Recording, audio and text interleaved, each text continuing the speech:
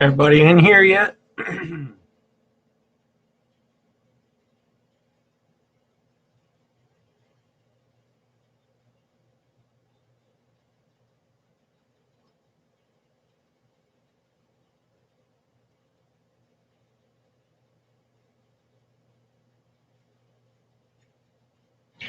351. Welcome in. Can you hear me fine? Everything working good?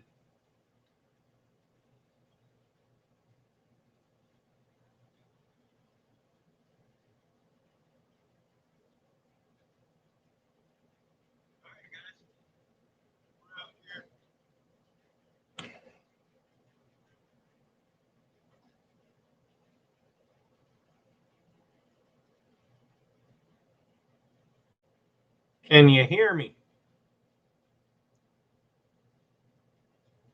Audio and video good. All righty. Appreciate that.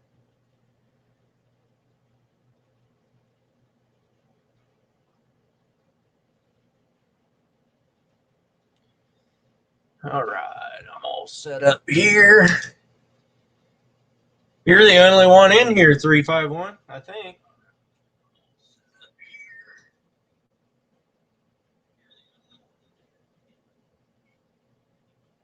I should have grabbed a few things before I started this, but we'll get her done.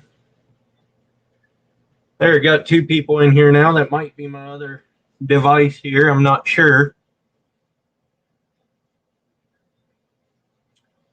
Let's see here. Off the Hook is in. Whoops.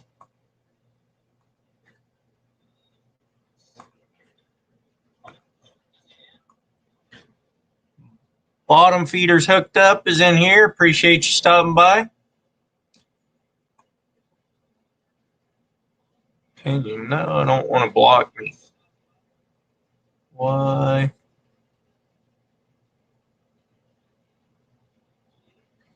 I have to go over here and do that.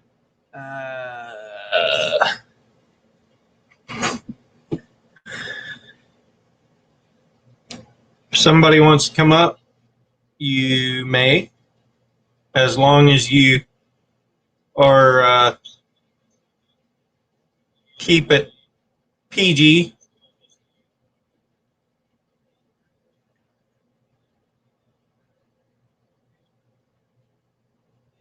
Tubby Guy, thank you.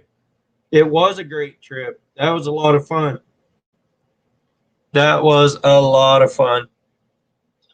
Probably one of the best trips I've ever done. Hey there, Grits. I'm going to run get my charge cord. I'll be right back. If somebody wants to come up, I pinned the link at the top. So you're welcome to come up.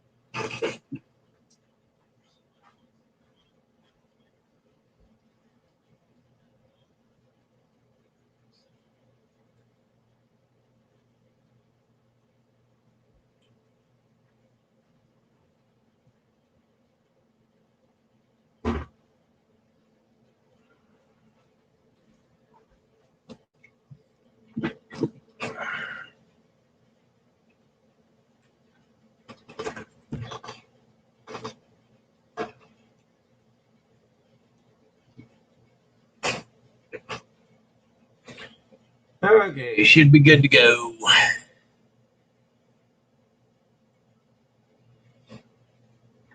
Thanks for sharing links. Off the Hook. And After 5 is in here. Jenna's in here. Thanks for coming in, guys. Isaac, I'm assuming, is in here. If it's not Isaac, it's Logan.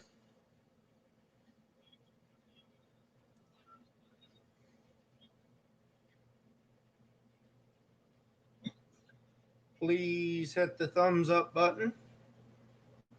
Oh, that's not what I want to do.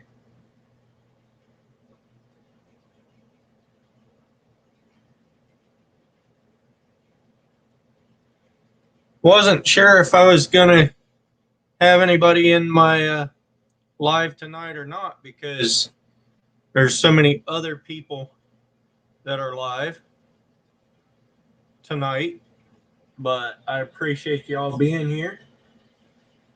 Don't really have any much going on. Hey, Chris, welcome in. In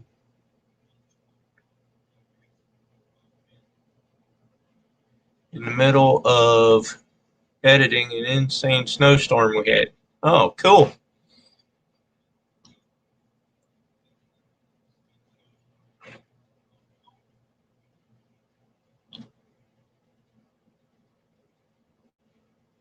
Who's here? Off the hook?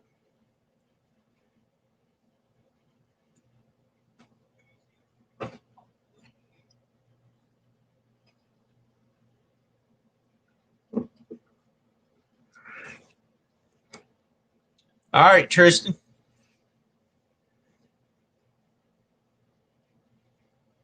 If I'm still on, I should be at 10 o'clock. I mean, it'll be 7 here, so that's only a half hour. So, yeah, I should be here.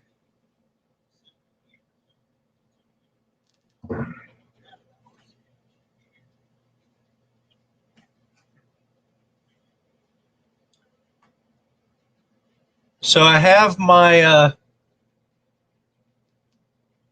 link to StreamYard pinned at the top. So if somebody wants to come up and talk for a while, entertain people, that will work. If you want to stay in the background, that's fine too. And the one guy that I never wanted up here did not come up. How you doing, Tubby? I thought I'd mess up your minutes. Yeah. How's your trapping? Oh, it's slow, but I'm actually just uploading a video right now. Oh yeah, because I'm kind of on your schedule. I try to do an upload every Monday, so oh yeah, try to keep a little bit of a schedule to it. It seems to help out. So, yeah. That's what I've been doing every Monday at 6 o'clock doing a premiere, and I've been doing. If I had extras, I'd do a couple on Fridays if I had extra, but I'm going to quit doing that.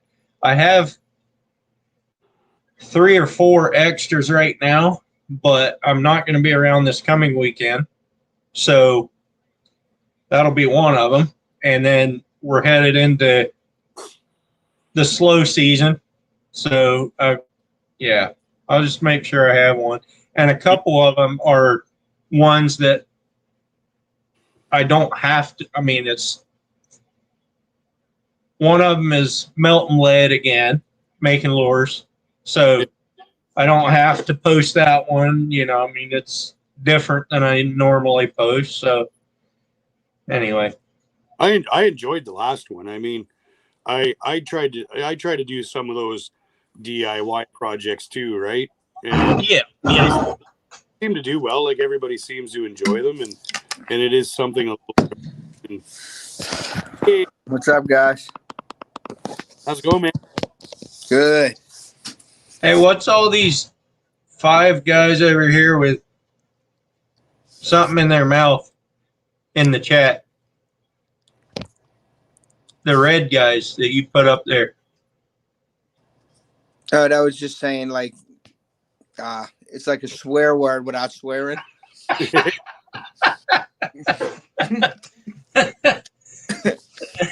Want to keep it clean for you, Earl, you know? Yeah, I know. That's when you said there's all kinds of people going live. That's why I said I'm leaving. I'm going to check them out. Oh, yeah. Gotcha. What's up, Tubby, man? How you doing?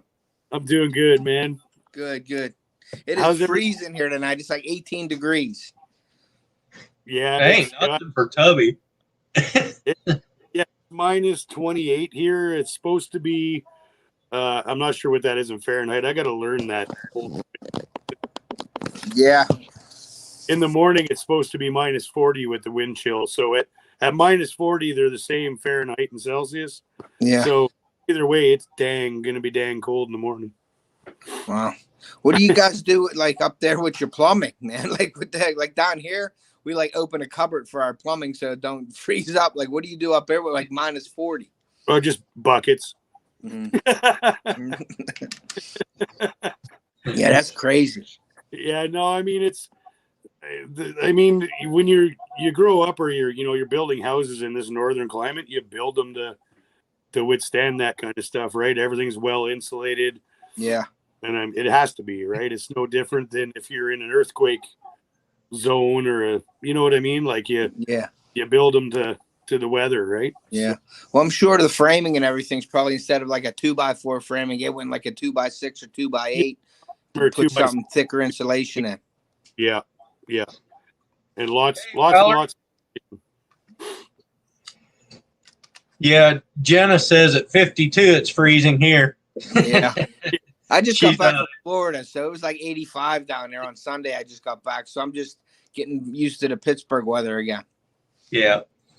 She's out on the coast. It stays right around 50 degrees year round out there. Okay. So that's short there. Yeah. Yeah, Ro, I wanted to say thank you too for helping me with my first live the other night. Thanks for the info. It was nice to have somebody who knew what they were doing. I need to get Sunfish King to sit down here beside me. Yeah. Because I need to figure out how to do that giveaway tool and share a screen. I've never figured out how to share a screen on here. Yeah. Yeah, I was on the phone. When was it? Sunday night? I was on the phone with him for 5 hours Sunday night. I think we were on the phone till like 3 or 4 in the morning together. Yeah. Talking, and then we were talking about our channels and like what things meant and like where you go to look at stuff. Like I do everything from my phone, so the stuff that he sees on his computer I don't see on my phone. Or there's like I couldn't join a membership on his because he has like memberships now. Well, on my iPhone I can't join his membership. I have to get on a computer to do it. But that Alicia said there's a way to go, and I know there's a way to go on like desktop view on my phone. Yeah. Yeah. But I don't know how to do that with lives and YouTube and all that. Like if I'm going somewhere else. Yeah. So. Yeah. And my daughter, she just got an iPad this Christmas. Yeah. It was like $1,500, and Santa brought it. And I asked her if I could use it to edit and do some lives, and she told me no. So I'm like, what do you mean? I was ready to break it loose right there with, the Santa thing and say, hey, Santa's not real. I bought that. But I can't use it, so I got to scrounge around maybe for like a used tablet or something, because I'm not buying another brand new one. Yeah. Yep. No, computer view is a whole lot different than on a phone. It's easier to work with on some things. Now, sharing links, like when I'm a mod in your channel, on my phone, I can just tap the icon and it gives you the option to go to their channel. You go to their channel, copy their link, and share it. Yeah, quick. On the computer, you cannot do that. Okay. Yeah, I learned everything on my phone, even my videos and stuff. Like I have a T6 Rebel Canon, it's a video, but I have yet to use it. I just got it a few months ago, but I have yet to use it. I use my phone to video everything in GoPros. Like all my hunting equipment has phone mounts on it, and I use my phone because I got an iPhone 12, the Pro Max, and it's great for shooting videos. I could do so much stuff, edit on my phone. I can do everything right from my phone, which is nice. Yeah. Now, I just got a GoPro. That's what that crabbing video was. Which one did you get? The 8. Okay. And I got the 8 because I have heard not so good of things about some of the newer ones. And I don't know. Well, I heard that's new enough for me. I heard the 7 and the 8 is better quality sound also.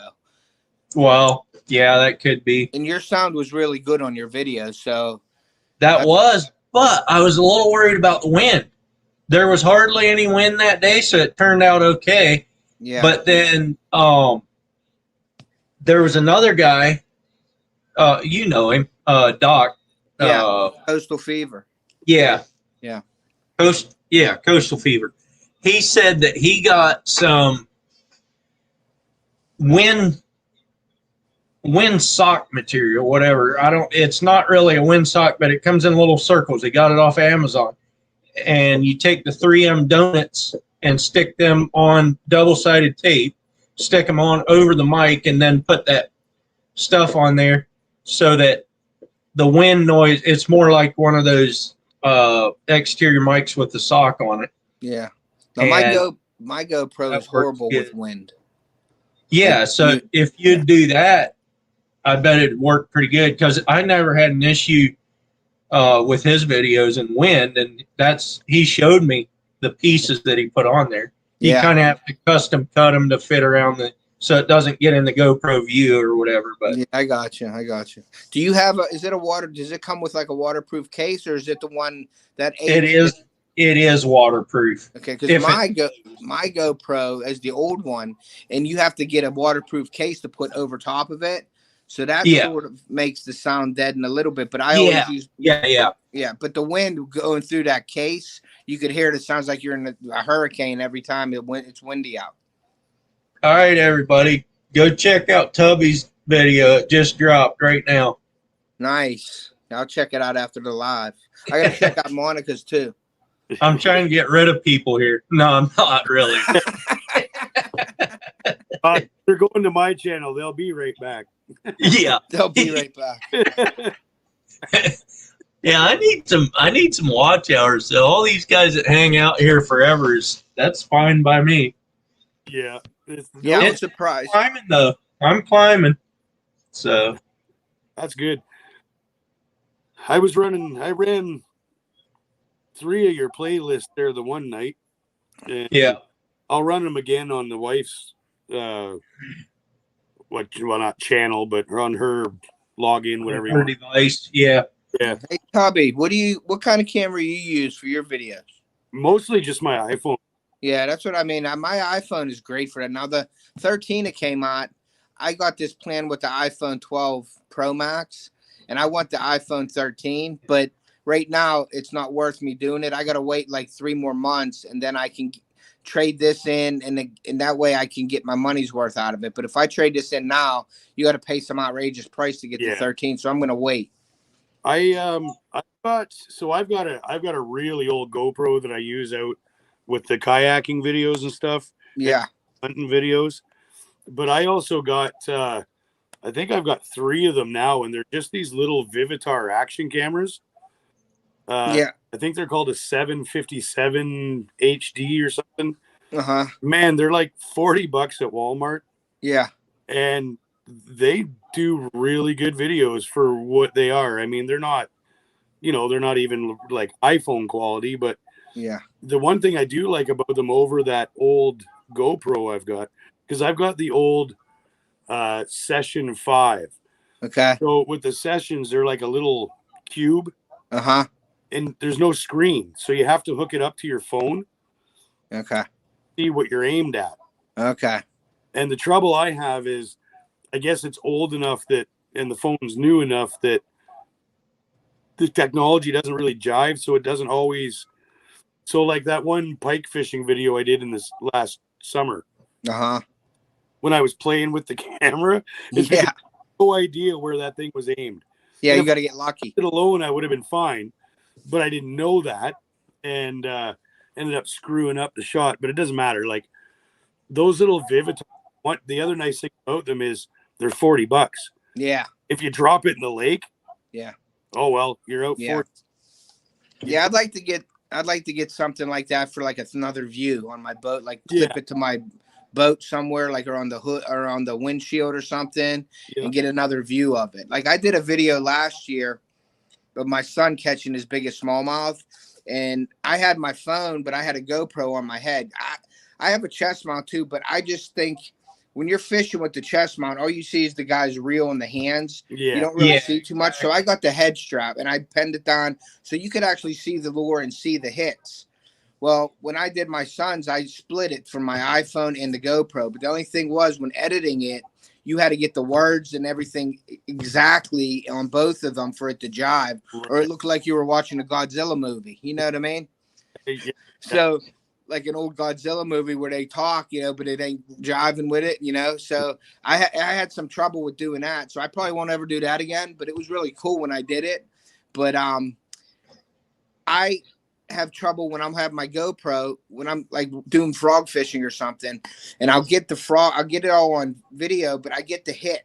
Well, you can't zoom in with the GoPro. So, but when I put it on my iPhone, the SD card, I have it's called a Lightning card reader. So what I can do is I go right from my GoPro, I take the SD card out, stick it in my iPhone Lightning reader, plug it into my phone, and all my videos come right up on my phone. And I just import them to my phone, and then I can delete them as I want to, or put them on my, you know, my iMovie to edit them.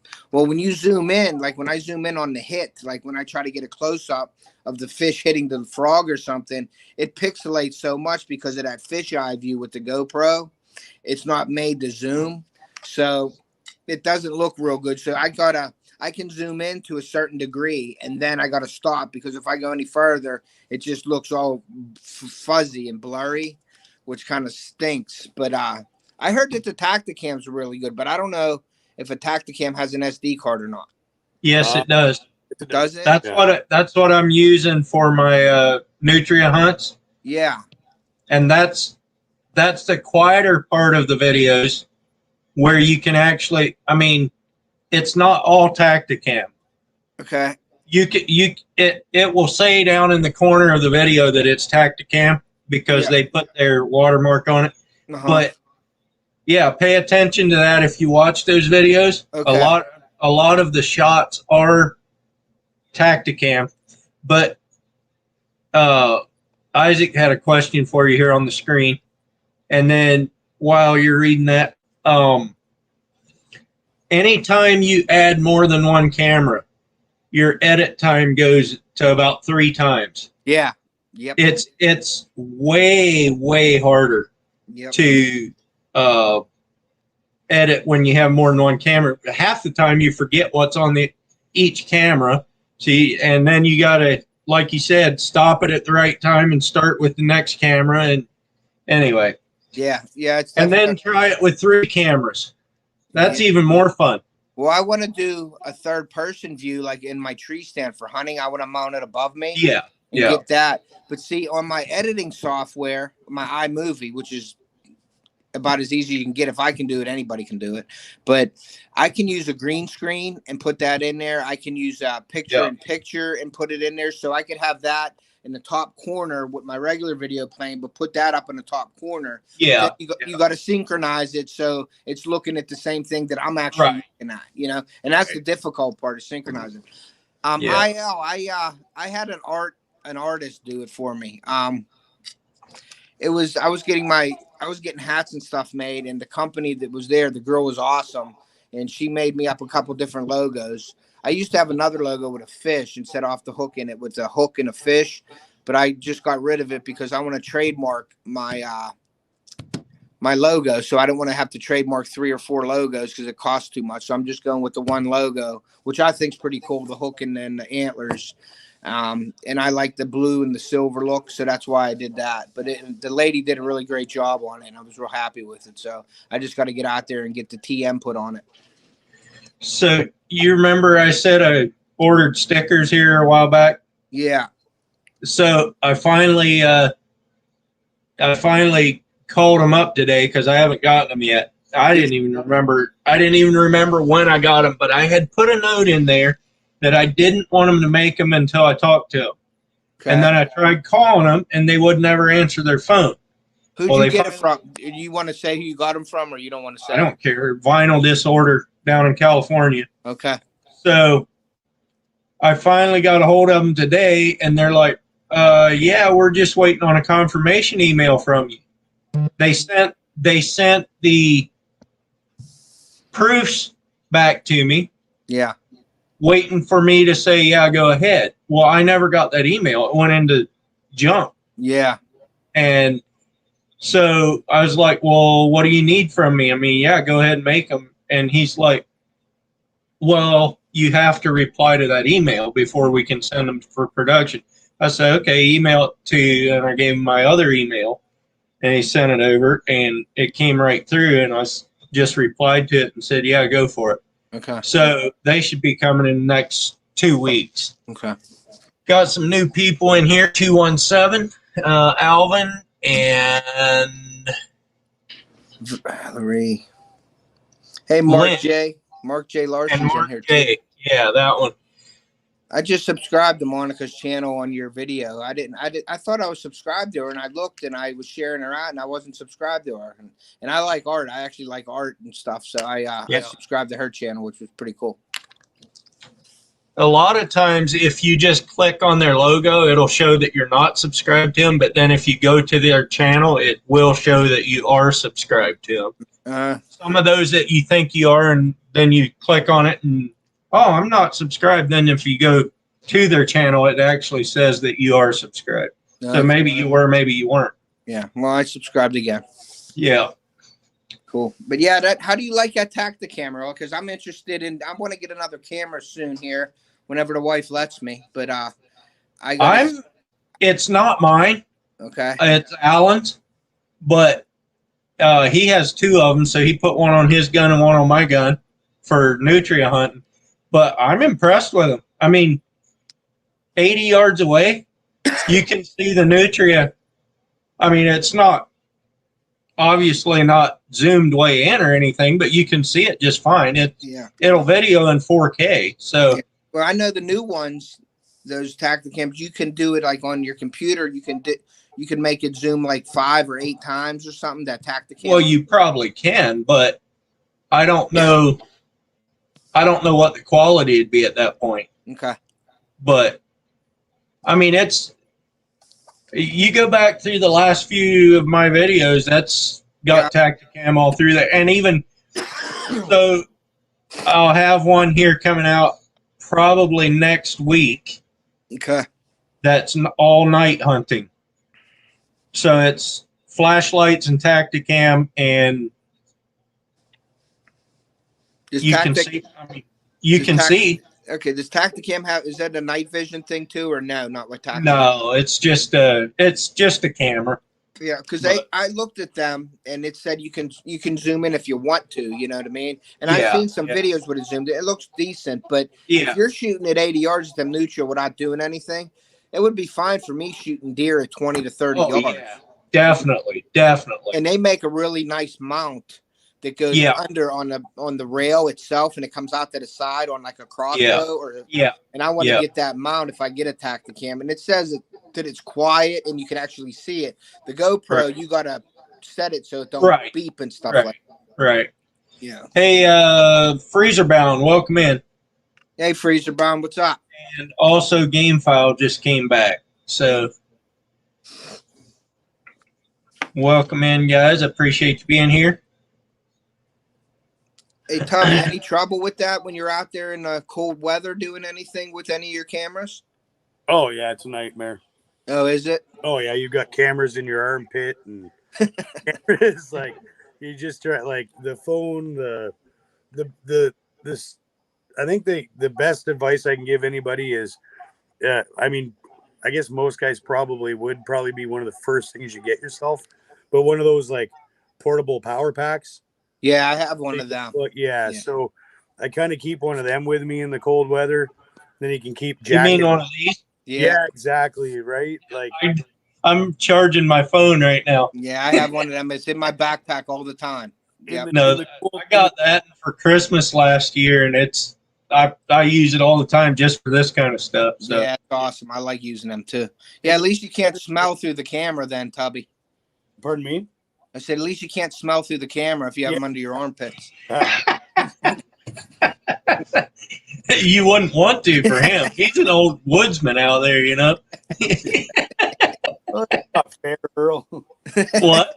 I shower once a month, whether I need it or not.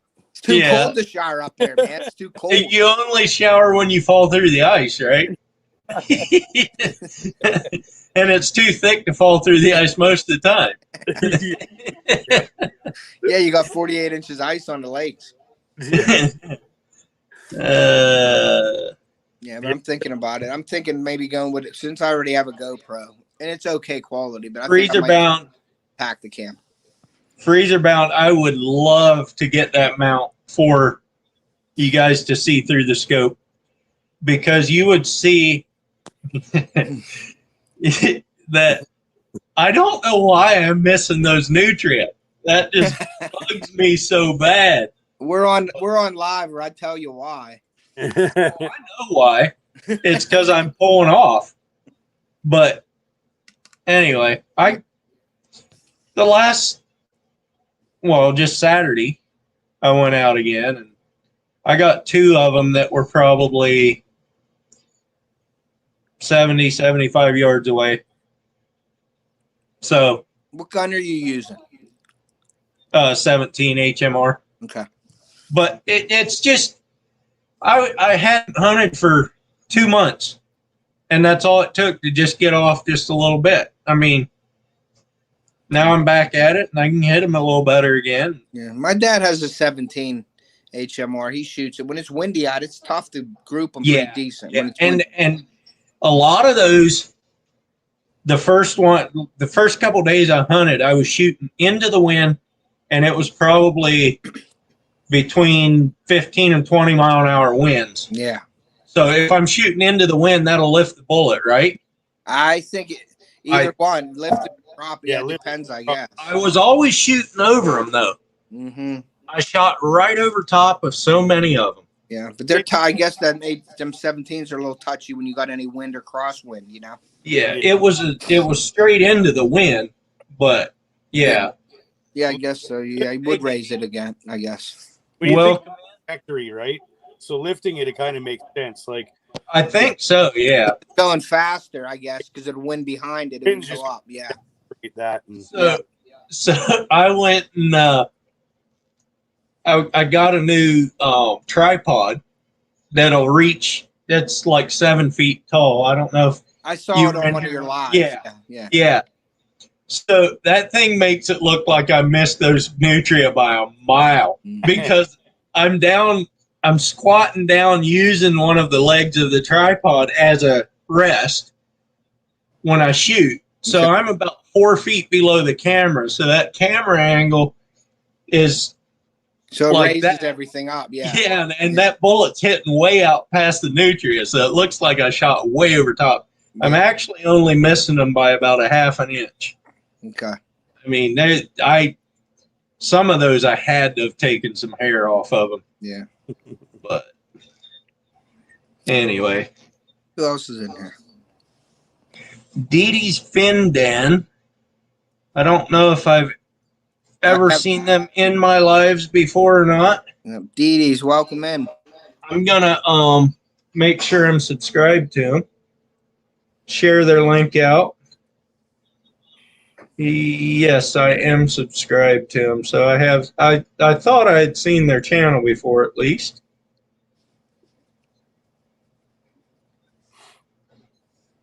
And they are nice enough to have their custom URL. Nice. I still haven't changed that. We talked about that on the last time I was with you. I got to get Yours still hasn't changed? No, I got to do that.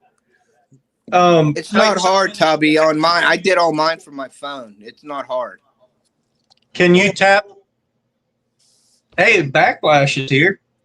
It's up, Backlash. Tubby, I'm going to look you up and drop your link.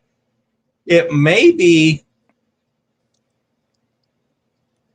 Tubby Guy Outdoors. Mm-hmm. All I know is you go to YouTube Studio and you can go down to customize and then just go over and it'll say URL. He did last time when he was in here. Oh, okay. That's why Tubby, it says I'm not subscribed to you, but I am. I know I am. All right, I'm going to drop that link and see if it's in there. Hey, Sandy Toes. Welcome in. She's from Australia. No, it did not. Your URL's still old one. So I'm going to put Tubby Guy. I'll jump in. I'll jump on the laptop later. Tyler Goes Fishing's in. Hey, Tyler. Welcome in. I appreciate you running my playlist, man. It's helping, by the way. Oh, that's cool, Backlash. You got your merch up now. That's good. Sweet. Are you Backlash? Go ahead and drop the link to that if you want. I've got to find a new place to try to get some shirts and stuff made again. I'm pretty well out of them, and stickers. I'm out of stickers. I use my stickers. I use Sticker Mule. It's fairly easy. I've heard them too. Yeah, and I know Sunfish King uses them, but you get like 100 stickers. I think it's like $100 or something, or a little more than $100. But you can't go less than 10, but you can customize them different sizes. Right. Like, obviously, they go up in less quantity. Right. I want to get my stickers to be about 5 or 6 inches, so you can put them on a truck and actually see them. I just have the 3-inch ones because I put them in my packs of baits. When people buy them, I put a sticker in the packs of baits. Yeah. Right. But I want to get something a little bigger, like a 6-inch one, so you can put on the truck. Or this year I'm working on graphics for my truck off the hook. But I'm buying a new truck soon, like within a couple months here, and I don't want to go buy all the stuff and put it on my old truck. My wife gets my old truck, and I get the new truck. Hang on a little bit. I'm going to wait till I get my new truck to see, and then maybe get the wrap or something on my truck, like on not the whole truck. It costs too much. I'm saying like on the windows, maybe on the back bed or something, like the Off the Hook logo or something. That's what I'm looking to do on my next vehicle. Grits, are you on a computer or are you on a phone? Tyler, if you want to, you can come up and chat with us. I got the link pinned at the top. But yeah, it was good. That live was pretty good for me. I got a lot. I didn't realize that the hours moved that quickly on the lives, and I was like, okay. So I did one last night. I did a bait making one, and I did a little giveaway with the baits that I was making. I gave it away, and Alicia actually won. Oh yeah, baits last night. So she sent me her email today. So I got to send them out probably tomorrow or Wednesday. Oh, he got it figured out now, I guess. But the lives I got a nice banner made. Sandy, you could come up and talk to us too if you want again. So I have a 20-foot Weldcraft boat with a soft top on it. Okay. Aluminum welded boat. And the canvas, the snaps keep breaking off. So it needs to either be redone, or I've been thinking about putting a hard top on it. So I actually went to a boat shop today where they build boats just 20 miles from here. And I had called them on Thursday or Friday and asked them if they put custom, or if they build hard tops for those kind of boats. Yeah, they do that. Yeah. I was like, so how much does it run? Well, the guy that does it isn't here. So I went down to see him today. He was in today. It's not as much as I paid for the boat, but it's getting way too close. Yeah, I figured it. But what they build is really, really nice. And I might go ahead and do it because the value of the boat would almost double, I think,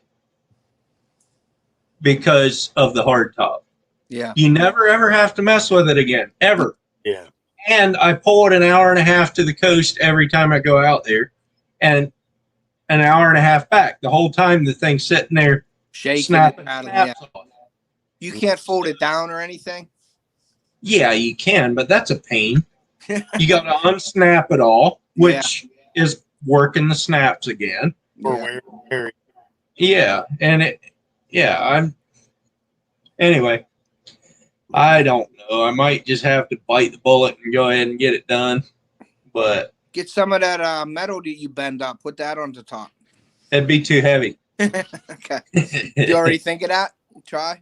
Oh, yeah. I'm sure it would probably work. But I asked the guy how much weight it's going to add, and he thought at least 300 pounds because the windows are so heavy.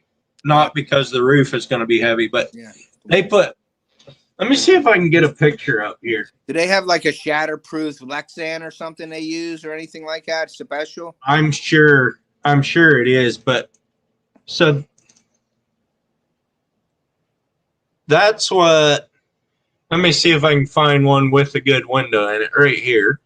It's going to be too bright, but yeah, that big window on the side there's a slider. Okay. And there'll be one of those on each side. And then they'll leave the windshield in. But my boat now has right behind the windshield, it has a triangle window. They'll cut that one off and just go with that big slider on the side. Yeah. But no, it'll be nice when it's done, but it probably won't be until next fall until I get it done because they're backed up that far. But wow. I'm okay with that. The soft top will work until then. So, Sandy Toes, Grits and Glamour, Valerie Irwin. Valerie Irwin is in here. Excuse me for 1 second. I'll be right back. Not a problem. Thank you, Dee Dee's. I think we had met earlier. Sandy, that's what I have on it now is the canvas that zips, and it's falling apart. So I don't feel like spending $2,000 to get that fixed and then having to do it again sometime down the road. All right, I'm back. Grew up on the back of shrimp trawlers and oyster boats. Gifts. Cool.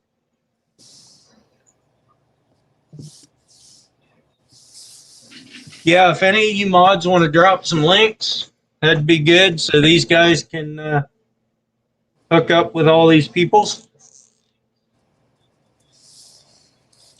Well, okay, Sandy, it has snaps that go into the aluminum, but then the zippers zip the canvas together in the back, and where the door opens in the front, it has zippers up so you can fold the top back so you can get out into the front, into the bow. Hey, Rick, when I go chat, do I disappear or do I stay on? Right now? Like, I'm going to look at the chat right now. Like, I got to hit the button, and it's like takes me to everybody. Like, I don't see you guys when I hit the chat. Turn your phone sideways, and you'll see the chat, I think. Or if you hit the live chat, you will. See, chat. Private chat, comments. Comments.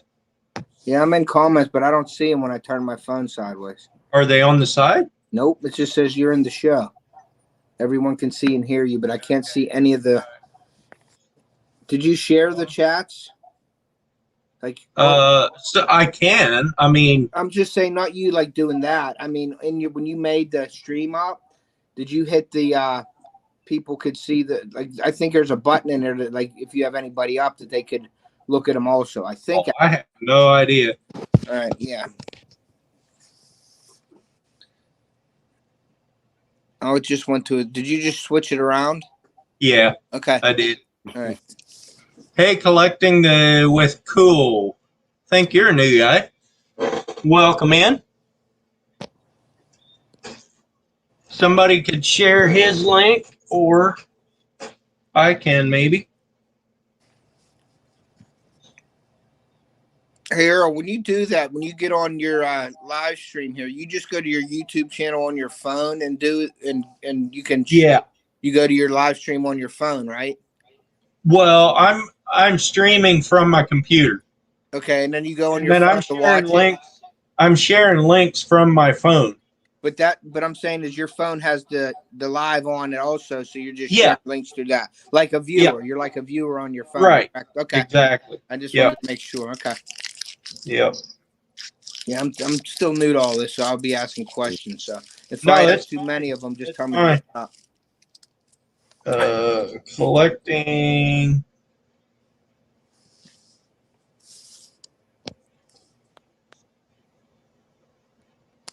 Oh, somebody already did it, but I'll do it again because I'm slow.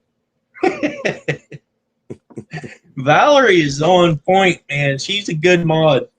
If you need a good mod, have Valerie on your channel. He's kicking it. Grit says, Earl, can I do 3 questions for you 3? Sure, go ahead. Dan, welcome in. Share those questions on the screen when you get a chance, Earl. I will. All right. I will. So, Dan missed my premiere of Dan. You need to go watch that movie. Watch that movie. You need to go watch that last video I put out and watch us pulling all those crabs that you got in the mail the other day. I'm serious, Valerie. You do an awesome job.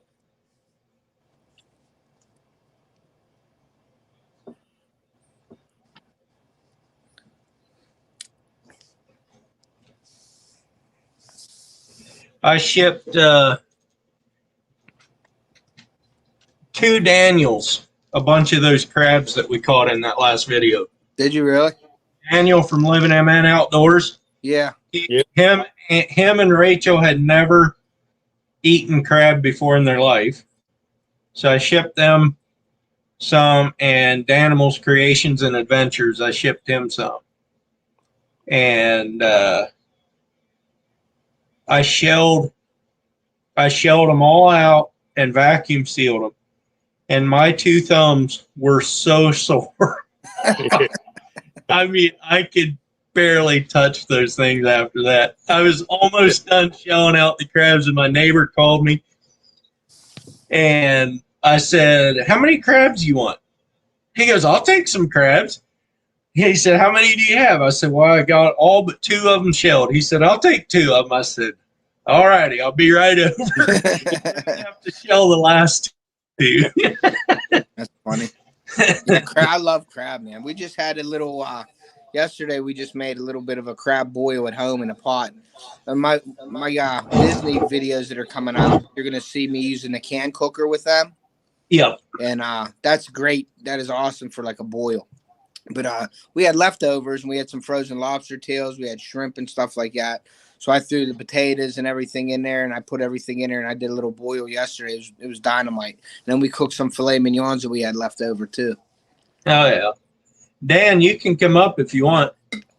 And I know you offered to repay me, but I didn't do it to get repaid. I did it. I did it. Well, I know he does, but you I'm talking about. I have more than I used to.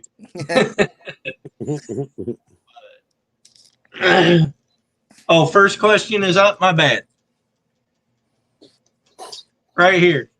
First question for us 3. What is the biggest fish you have ever caught? I caught a 48-inch muskie. I never got a 50 yet, but that was my biggest freshwater fish, was a muskie. And I don't think that was it. 48-inch muskie. Trying to think. I think mine was it would have been a 37-pound Chinook.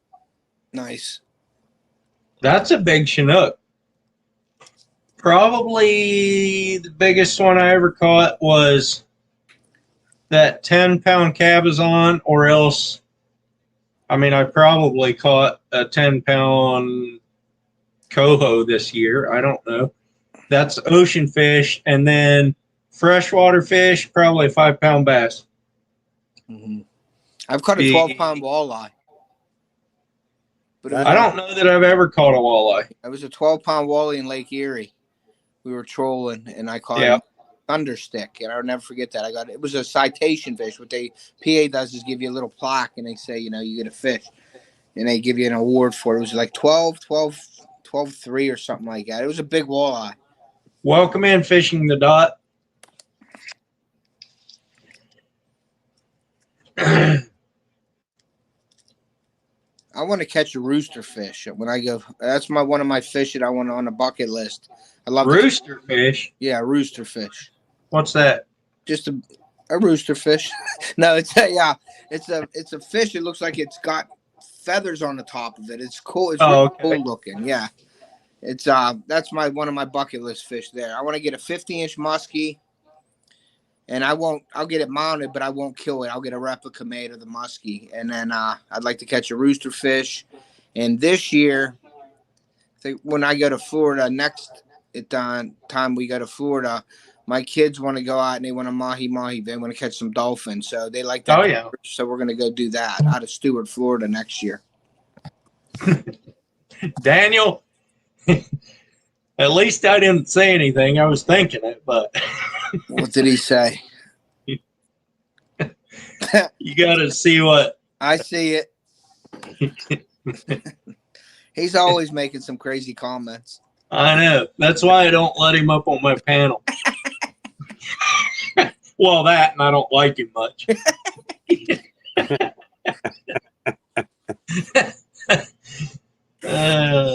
She said laugh out loud once a long time ago. I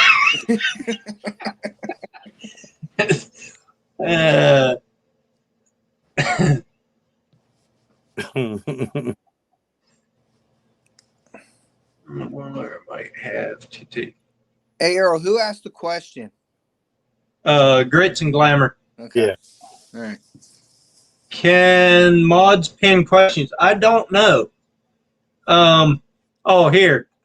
He got another one. Oh. I didn't see it. I'm sorry. I found it now. If you can take only one lure for saltwater, or freshwater, what lure would it be? Use the same lure for both, or one for fresh and one for salt? Yeah, Sandy, I would think that shark is considered a fish. I would think so. Yeah, they got gills. Let me find this comment and pin it again. Here it is. All right.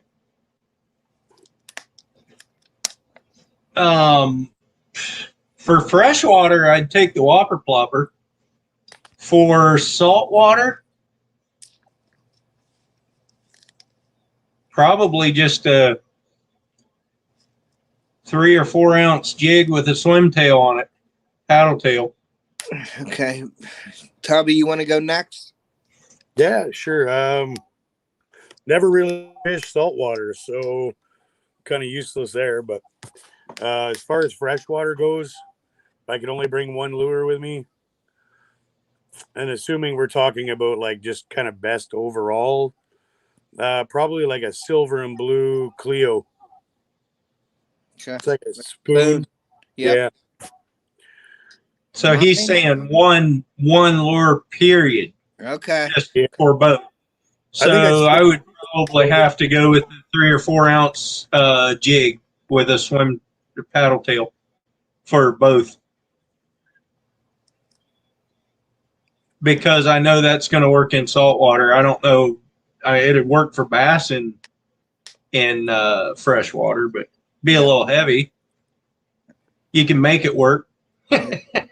I'm gonna do a little promotion here, Earl, so don't get mad at me. I would use a 5-inch one of my pig sticks, but it's like a Senko. So in other words, it's a 5-inch Senko worm, and I would rig it wacky style because I've caught fish in the saltwater and on freshwater, and that's my go-to bait. I've won some tournaments, and they're not like professional tournaments. They're like local tournaments or like online tournaments. When a fishing's slow, if I put a Senko on, weedless or wacky, I usually can catch a fish throughout the day. If I'm throwing that lure constantly, that's like my go-to. If all else fails, you could throw that in cover. You could throw it in open water. You can add weights to it to get it down quicker in deeper water. So my favorite lure for both would be my 5-inch pig stick or a Yamamoto Senko. Same thing, but I just copied the Senko with my pig stick that I make, the soft lures that I make. Sandy says the rubber duckies always work around there. I've seen ducks for muskie. Yeah, but she's from Australia, so they have all kinds of weird stuff over there. Yeah, they do. Yeah. Hey, Down East, welcome in. We have 17 wonderful people up in here. That's getting close to a record for me because I'm not very popular. That's because Tubby's here. I know. And because Dan hasn't come up yet. Once he comes up. you lose them all. You'll lose them all if Dan comes up. She says like rooster fish. Yeah, I like rooster fish. So she's saying that's what they have over there, I guess. I would love to come over there and do that. That's my bucket list fish. A rooster fish is my all-time favorite fish to catch. It would be. Later, brother Mark. All right, Mark J. All right, Mark, have take care, buddy. See ya. Maybe I'm getting popular now. That'd be nice. But Is the animal, is he coming up? no, I don't think so. Yeah, I appreciate that, Dan. I'm already taken, but I don't mind them coming in here and listening. Outdoors with Big Matt. Test for iPad. Don't go over there to Big Matt's.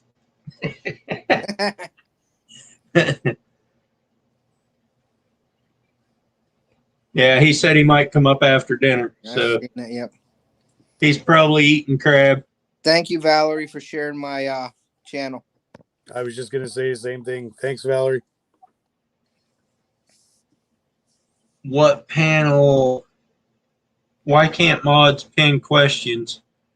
Earl, what panel do you have to pin questions? I'm on my channel on YouTube and I can pin questions.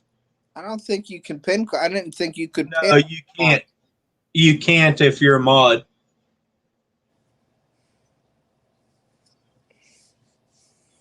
No, just the host. So Sandy says, no, if you're crashing over here, we're taking you for better fish. A rooster fish over here isn't high up the scale. Okay, well, I'll take you. Valerie, what do you catch over there? Where was Sandy from? Was you say Australia? Australia. Oh, you want to go after those barramundi. Barramundi? Barramundi. What are those big golden trout called? Are they from over there also? Dorado or not Dorado? I forget what they're called, but they're like it looks like a big trout or a salmon and they're yellow. Like a golden, is it a golden Dorado? You mean a carp? No. I know it. No. I guess they have a lot of carp over there too. Because isn't that one of their main Australia? That's getting pretty big over there or something. He's big. I mean, I'm seeing pictures on Instagram with these like 70-pound carp that these people are holding. It's as big as a Volkswagen. And it's like, I thought I talked to somebody. I don't know if it was on a live or not. They were like, yeah, carp fishing over there or something's getting like bass fishing here. Barra and Saratoga. Saratoga. Okay. Is that short for barracuda or that's just a barra or barra?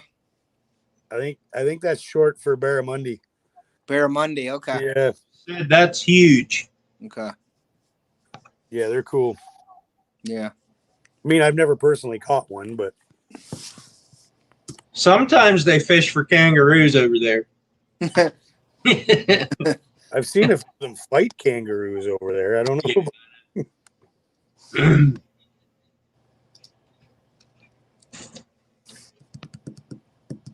No, the last time Sandy was on my live, she was up on panel and they were getting a storm like our hurricanes.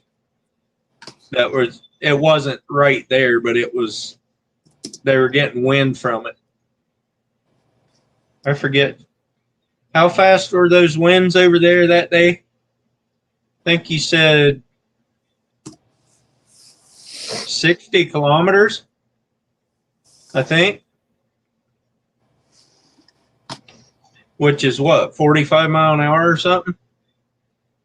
That's pretty good, pretty stout wind. Yeah. Valerie says, anyone sitting in the background would like their link drop, just say something and let me know. If you can fish any lake in the U.S. you have never fished, what lake would it be and why? I would say I would probably go up to Lake Superior with Cody and Daniel and Rachel and go for lake trout or salmon or something like that, probably. Well, I'd probably have to say like a musky. I mean, bass fishing here, I can go like Florida. I've done musky fishing. I guess Wisconsin, I guess, would be a good place, but I don't know any real lakes up there. But that's where I would like to go for like a good lake for muskie, probably. But I don't know. Lake of the Woods, something like that. You know what I mean? Like Lake of the Woods or something for musky fishing. I've never fished in the States, so you know what's funny is you got talk about bucket list fish and whatnot, like your rooster fish and Yeah. And for one of my bucket list fish is crappie, believe it or not. Never got one. White bass, another one, never got one. So I'm thinking, like, I don't know, maybe like around Florida somewhere where I could do, because if I was out on saltwater, literally every fish I would catch would be a new species. Yeah. Bubby, come on, man. I'll take you out. So if they ever let me cross the border, I mean, oh yeah, I forgot about that. Between that C word and this ankle bracelet.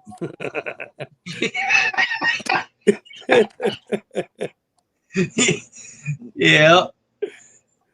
But so let me just look at this comment here. Sandy said 136 miles per hour over the course of 3 days. That was the max. Wow. They had a lot of tidal damage. I bet too they did. Dang, yeah, that's terrible. Yeah, it is. Jenna said they had 72 mile an hour gusts, and that's 2.5 hours from me. That's out on the coast. Yeah, it was windy here for a couple days too, but fact is I just found out this evening that one of my buddies just bought an airplane and anchored the thing to the ground with one of those just screw-in anchors to the ground. Oh, no. And the wind took it and flipped it and basically totaled the thing. So, wow. Yeah, years ago, my uncle had a plane that got wind wrecked. Him and my dad went flying out to the little airport there to check on it, and they arrived just in time to see it tomahawking down. Oh yeah, that's pretty bad. We didn't get 72 mile an hour gusts over here, but it was, or I don't think we did. It was pretty windy that one night, but I was sleeping through most of it, so yeah. Anyway.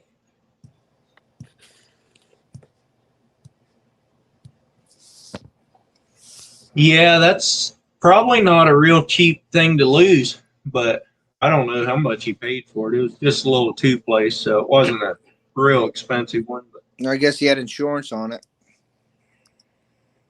well, I hope he did, but who knows?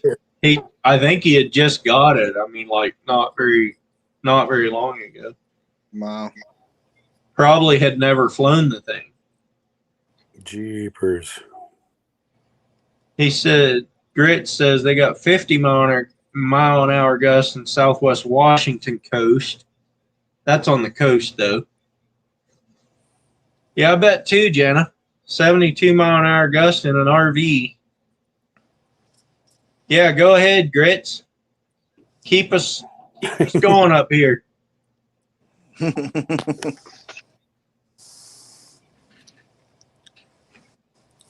I guess not, Jenna. I don't sleep much in windstorms either. I usually sleep in a bed.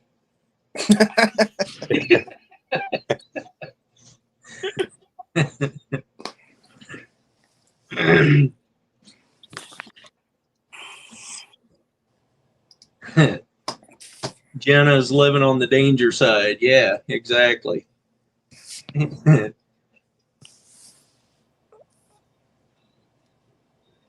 Is that why it was, Alan?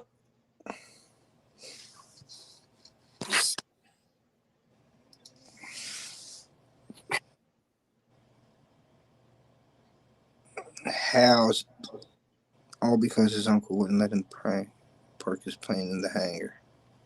I hadn't heard that part of it, but Sandy says, what is your dream fish? I want to catch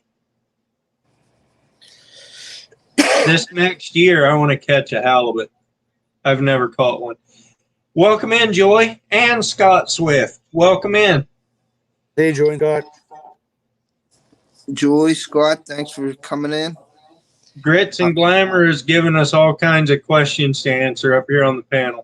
Mine's a 50-inch muskie in PA, so. Yes, Jenna, they are for anyone. Jenna says she'd love to have a sturgeon. Mm-hmm. Yeah. Alan said no, he did not have insurance, bought it to get his license in. So, Oh, no. Wow. So yeah, that was a loss. A little one, yeah.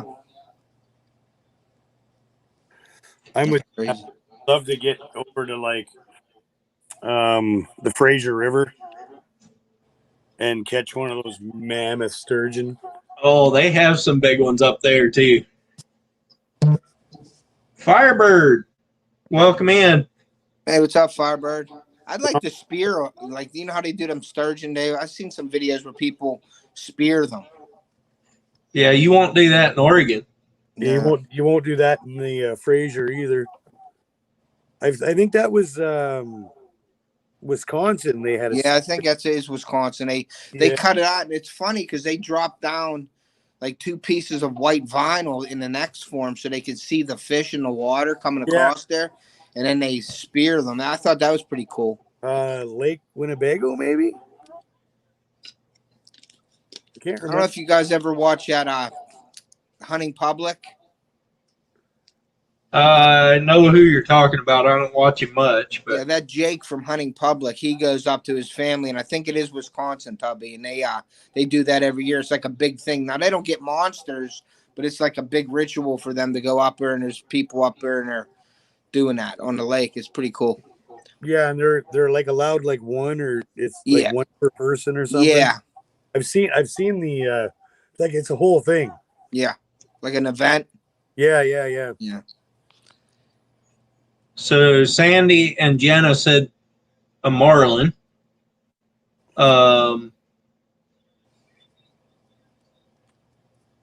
Here's the next question. What's the best fish you've ever tasted or caught? Sturgeon for him. Does it have to be like a wild caught one or like at a restaurant?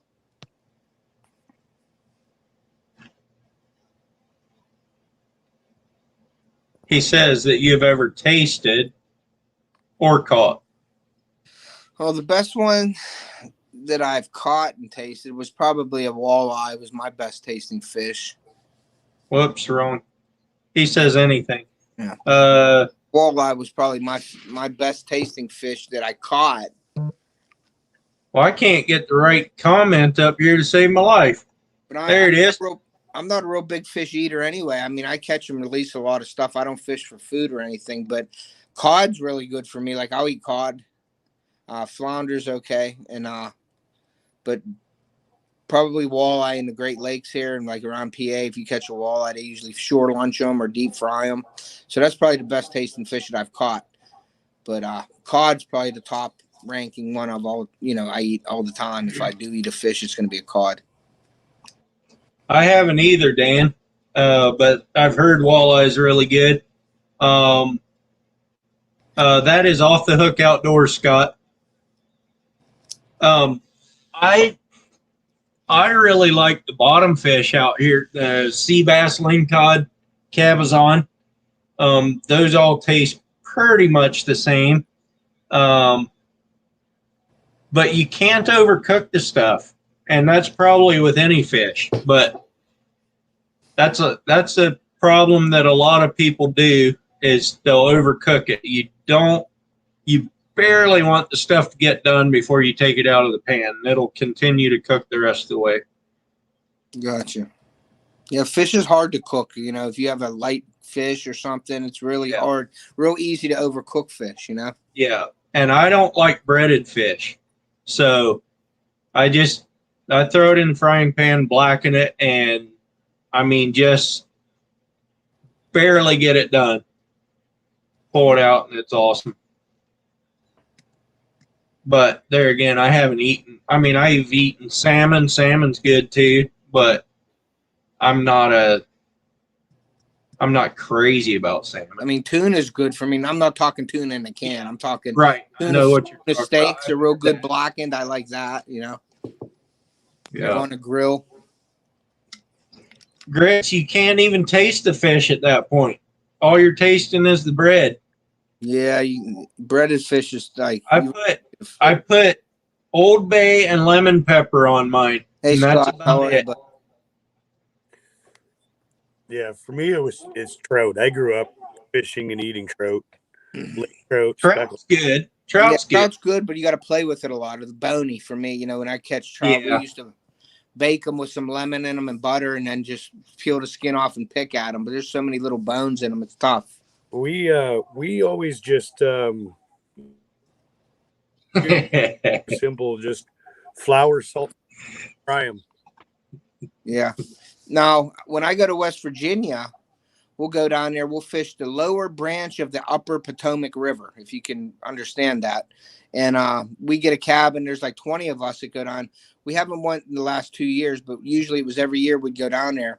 And we get a whole bunch of guys. You get 20 guys down there catching fish. Well, we would have a fish fry like 2 days, like Friday and Saturday. But they started, I didn't realize you can fillet a trout. And they would fillet the trout and deep fry them like a walleye. And that was pretty good. Because I didn't think you could it probably is different for Southern folks, Joy. But I guess catfish. I tasted catfish too, and that was really good. Yeah, catfish isn't bad. I deep fry my sea bass and lingcod sometimes too, and that's just as good as blackening.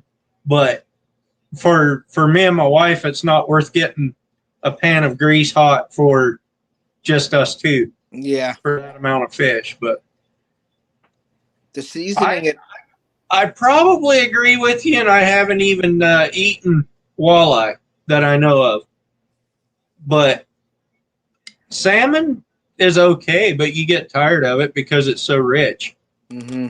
I got salmon in the freezer from this summer that I haven't even eaten yet. Walleye is like a white, flaky. Yeah, it's like a real light fare, like real light. And that's what sea bass is. It's probably close. It would probably be close to the sea bass because compared to trout, like trout is kind of a stronger flavored fish. Where walleye, like I compare that to like perch and that. Perch in the same family. So, that's another one. Yeah, perch is good. So too. sea bass and largemouth, if largemouth is taken care of right, taste identical.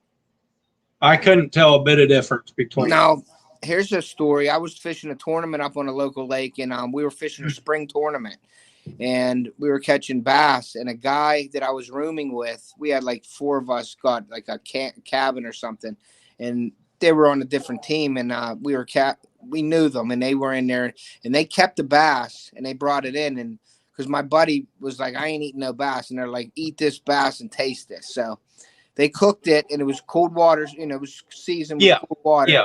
And they said the bass in the cold water and like the spring tastes way better than you would in the warm, muddy, the warm water, like later in the season. And I tasted the bass, and it wasn't that bad. Like I thought it would be real strong or something, but it was good. And he said it was because of the cold water. So what I'm thinking is all the cold water species is probably better tasting than a warm water fish, you know? But if you take a warm water bass, and as soon as you catch it, bleed it, rip the gills out of it. Yeah. Let it bleed, throw it directly on ice. Okay. You're going to chill that thing as fast as you can as soon as it's dead.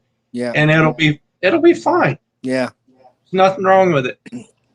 I like the spice that I've got. It's called Everglades Heat.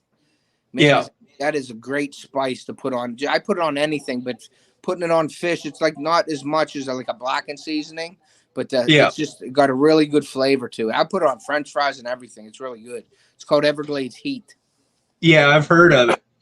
So Grits and Glamour says he has a lot of seafood recipes on his channels if you happen to drop by. So okay, I will check it out.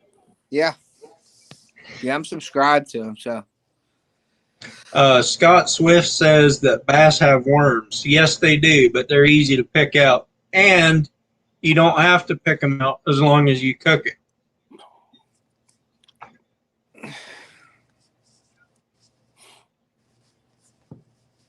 That kind of grossed me out the first time I saw it, but then pork has worms too. Yeah. So.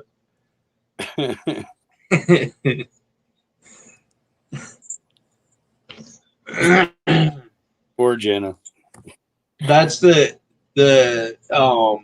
lady that does the filleting for me out there at the coast. She always picks them out for me, and most of those fillet people they don't even worry about it, but she will. Hey Ashley, welcome in. Well, I got to run on you. Thank you for having me, Earl. Hey, you're welcome. All right, Tommy, man. Nice seeing you, buddy. Take care. You too, man. Take care. Take care. I got to get on another power source, too, because I am running low. Scott says, you eat the bait, I'll pass.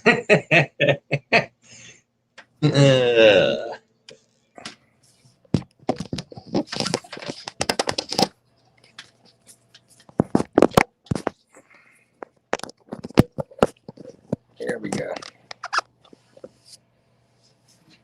That's better. Ashley is headed out. Appreciate you being in here, Ashley. Good night, Ashley.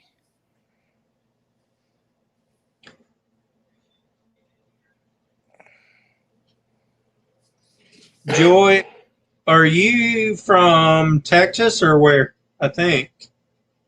I could be wrong. I try to keep everybody straight, but it's hard.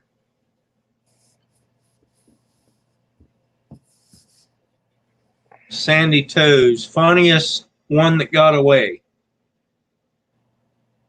I don't let my fish get away. Oh, wait. I do have one, not very funny, but it was one that got away. Originally Kentucky, but Texas now. Okay. So Alan and I, which Alan is in here under Hal Wyrick, we were out on the ocean in my old boat fishing, and I caught a sea bass, about a 13-inch sea bass, and as soon as I felt it get hooked, I felt a big hammer on the thing. I said, I got a lingcod on here. They'll eat the sea bass as you're bringing them up because they see that they're not swimming normal. So I told Alan, I said, get the net. And we just had a little net, like it wasn't very big. I said, get the net, and this fish is not hooked. I said, you can't spook it. Get it in the net. And Alan did everything right.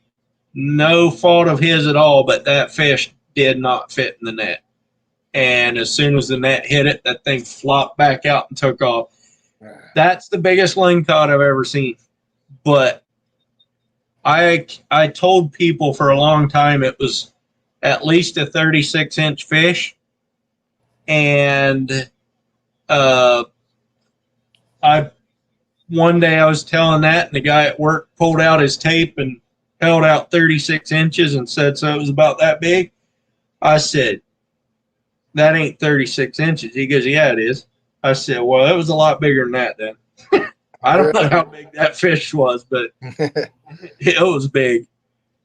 But so those sea bass are, when they're 13, 14 inches long or whatever, they're about that big from bottom to top. And that thing had teeth marked most of the way up where that thing grabbed it. That's cool. I had a smallmouth on up at Lake Chautauqua up in New York. And I had it by the boat, and it was coming out. A muskie come up and just nailed it and took it and broke my line and gone. Yeah. I just saw the muskie come up in it, and I was like, oh, that was crazy. It's fun when it happens. I just wish I'd had a bigger net, because that would have. And the bad thing, the worst thing about that, I told him, I said, well, at least we got it on camera. We were recording with GoPro. The GoPro was on picture mode. We never got a thing. Oh, it made us so aggravated. Yeah, I do that a lot when I'm hunting. I miss it. I hit it twice or something, and it switches the picture, and I'm like, ugh. Freezer bound still in here. Okay. What's this? If you only had 3 pieces of fishing equipment, including lures, rod, reel, and line, are one item, you could take in a survival situation, what would they be for freshwater?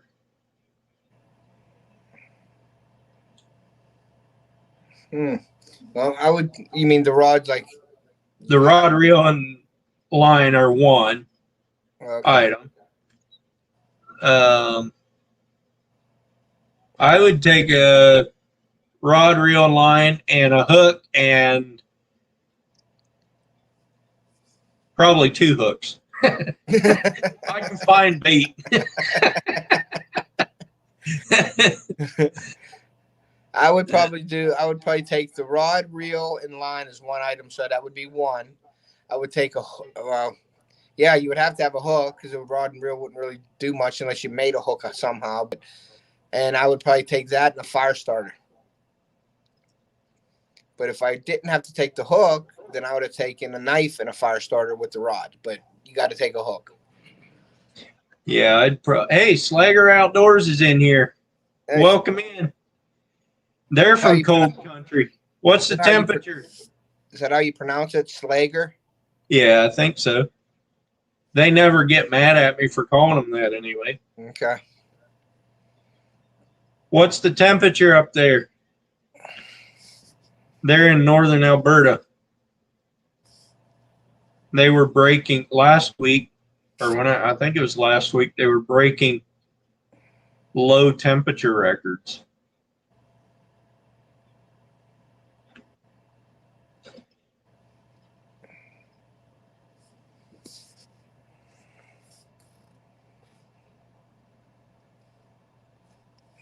Collecting with Cole said that his dad always took him river fishing.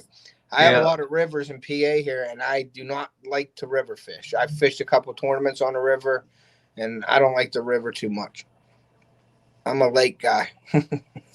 Lake, or I do fishing in the streams and stuff. I can't reply to that right now, but that's funny. I just got a text from one of my friends. He says it's 28 degrees up there. That's How are you, Alicia? Alicia. Yep. Welcome in. That's the winner. She won the baits on my live yesterday. She won something in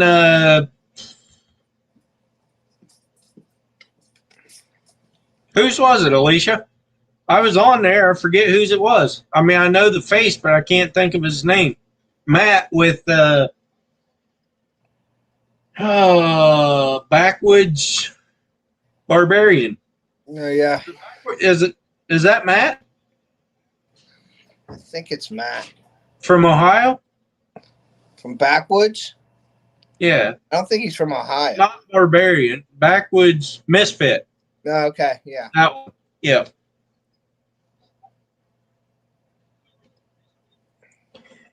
Northwest Indiana off Lake Michigan, about 10 miles, tons of lakes. Yeah, I bet too. Yeah, backwoods, she says.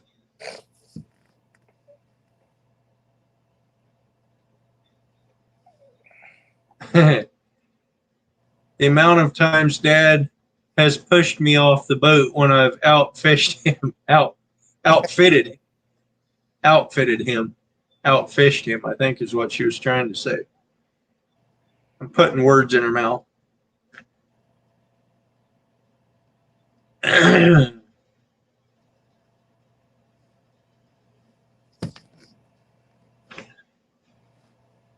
42 degrees on the 32 marker. It's 41 degrees here right now. You're on the 32 mile marker on the Columbia River. 32 mile marker, so you're not quite to Cascade Locks. Well, you're about straight across from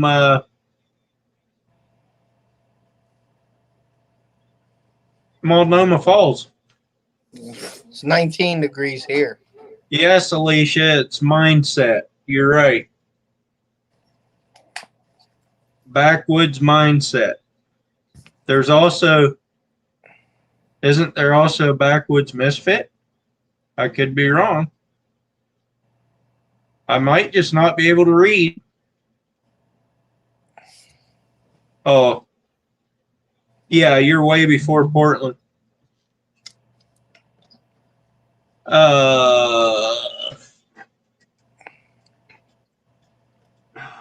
on.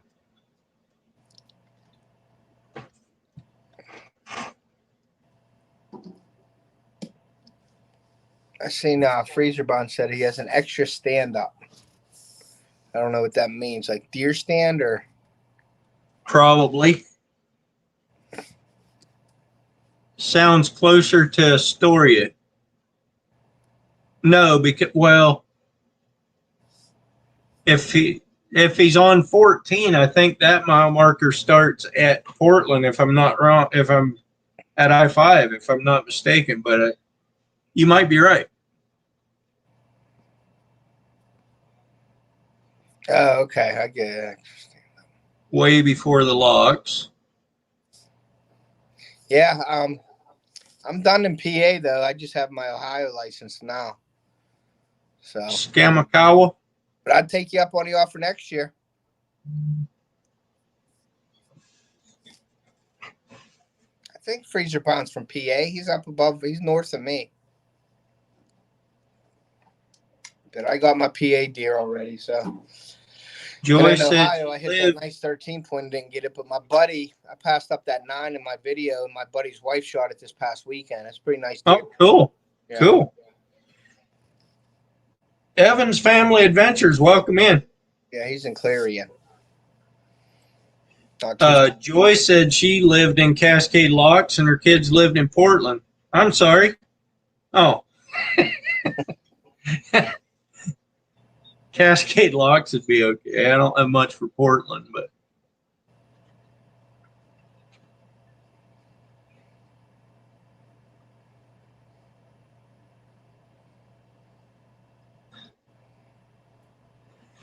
Skamakawa. Let me see where that is.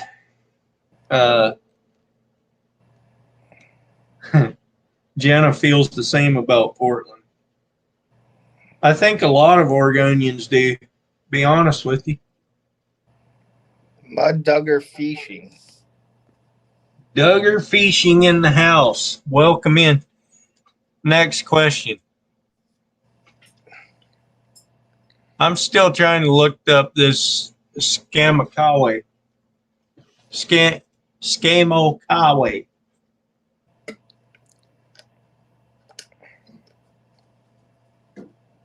Which state would I live in? I would say.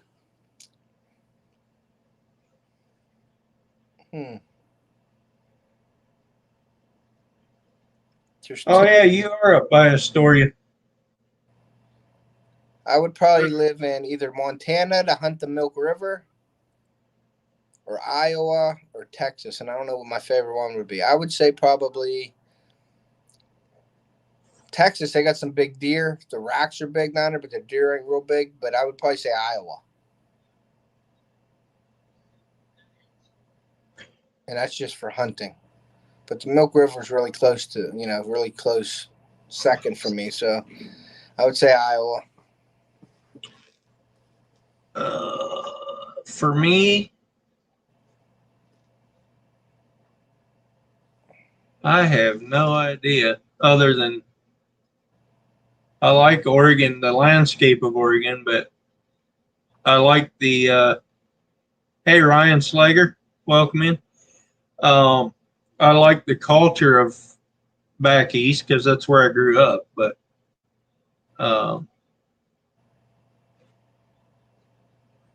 Alicia says, how long is your hair now?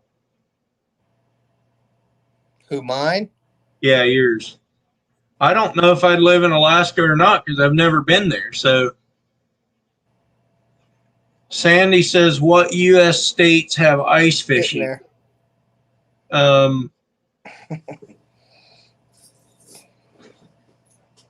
We have some ice fishing over in Central Oregon. Here in Oregon, I'm sure Washington, Montana, Idaho, Utah, Wyoming, Colorado, Wisconsin, Minnesota, North Dakota, South Dakota, Nebraska. Thanks, Alicia. I would say about probably most of the states would have a time of year that you could ice fish. Maybe not every year, all except for maybe a couple of the southern states. Yeah. I don't know if it's me from being a bass fisherman and muskie where I like to throw baits and stuff, but I never got into the ice fishing up here, and I just don't see me sitting on an ice cube with a hole in the hole there and me fishing it. I never even went ice fishing. I'd probably like it better if I went, but I have never went ice fishing, but I don't have a desire to do it either. But I don't know too many people that ice fish, so.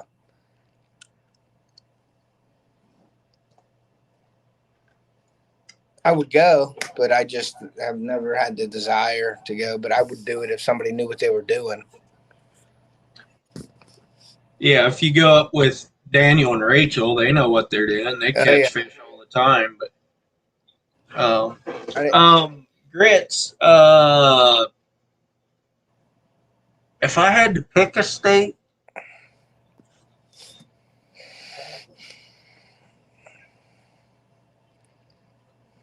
I really don't know. I don't really want to move, but I like the Smoky Mountains in Tennessee. You like Pittsburgh? No, I don't like Pittsburgh. I don't like Pittsburgh. Tubby talking about putting the cameras in his pits. That's about where Pittsburgh is. Thanks, Earl. You're welcome. I'm out of here. Mike Elpers. Northern Indiana, everybody loves ice fishing. I'm like you, though. Screw sitting on the ice, I'll wait for sun. Yeah. No, I like open water myself.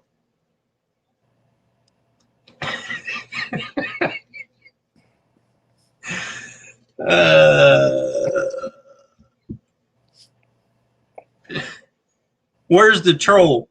Yeah, I didn't see it. I didn't either. I was looking. Somebody must have already taken it out. I am very slow at catching on. There's trolls around.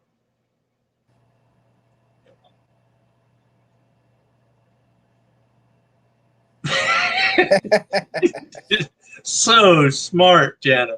So smart. Oh, they were talking about you, Alicia.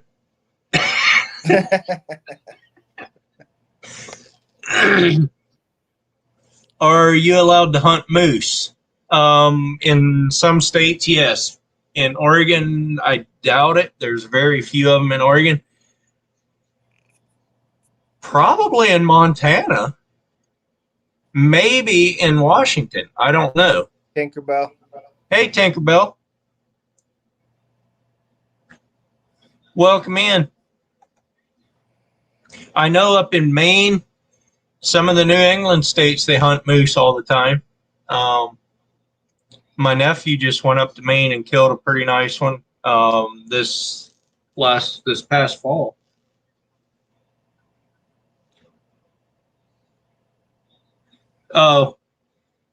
Jenna was accused of being a troll because her name was written funny. Oh, okay. That could be. Yeah. Usually trolls don't have an icon though.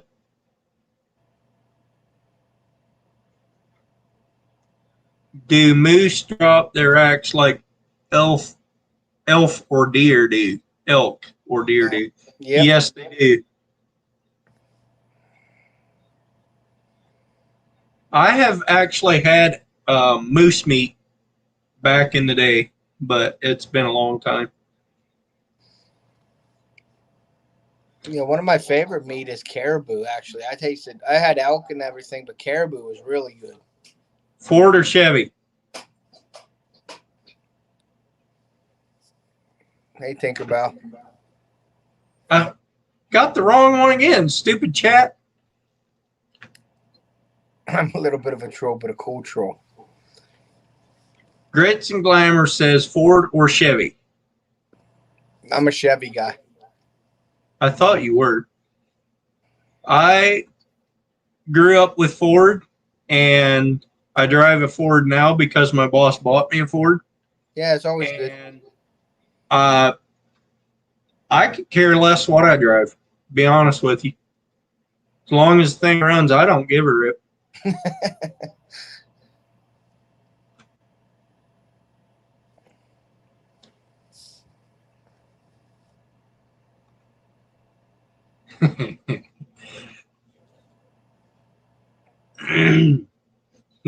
I can definitely see, Jenna, you start to get an eye for the weird names and when the word have an A dot between them. I could see Jenna actually being a troll.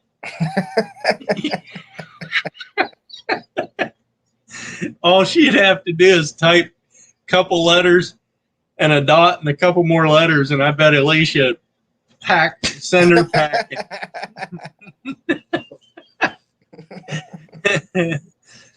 Oh, man. I had some of my live yesterday, but it was hard. I did my live yesterday, Earl, and I was making baits. And man, Yeah. Is that hard to make baits and keep up with Oh, I bet. At that point, one of your kids or your wife needs to be looking at chat. That's probably what I'm going to probably have my daughter do it next time. Because it was so hard. Everybody was giving me a hard time about it, but I was ignoring all the comments, and I'm just like making baits and trying to get them done. And okay, Grits is tired of you off the hook. He says somebody else needs to come up on panel. Yes, he is. Thanks, Grits. I appreciate it. I love putting words in people's mouths. Yeah, I know. I guess that was because of my Chevy comment. I don't know what. Well, Grits drives a Dodge Caravan. I do know that. I don't know what else he drives, but I tried to get some more people to come up. Jenna doesn't want to come up. Sandy doesn't want to come up.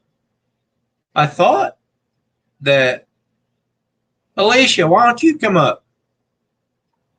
I thought that Dan was going to come up, but I don't even see him in here anymore. That's what I thought. He was coming up. Not a bot. I got to be leaving in a few minutes anyway, so Gritch, you'll get your wish. My boys want to know if you use burley regular when you're fishing. No idea what that means. I don't know. I have no idea what that means either. Maybe it was spelled wrong or something. I don't know. My boys want to know if you use burley regularly when you're fishing.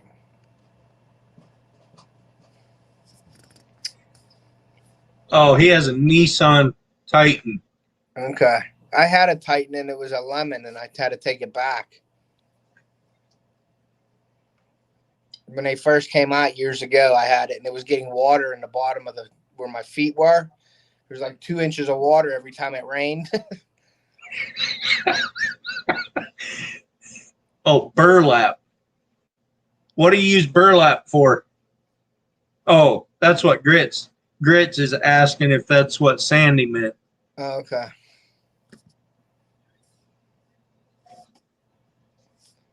Yeah, my Titan, it was getting water in it, and I took it back many times, and then they finally accepted it as a lemon. They wanted to offer me like $1,000 cash to keep it, and I was like, my electrical system's all screwed up in here if there's water in it, so I traded that in and bought a Chevy Silverado. My wife has a Silverado now. I have a GMC Sierra, So minced up bait. I like don't use I don't usually. I don't ever use that. No. Yeah, I know they do back east a lot though. Yeah. It depends what they're fishing for, but a lot of, they will sometimes back east, but I never do out here. There's no need in it. When I fish with my kids, I'll get live bait for them, but they're sort of coming out of that now. They're starting to throw their own lures and stuff like that. So it's basically just lures, but we'll do live bait with my nieces and nephews, and my kids want to fish for crappie or bluegill or something. I usually get the butter worms or grubs or something like that, and we fish like that. Yes, Sandy, we would call that chum. Mm-hmm.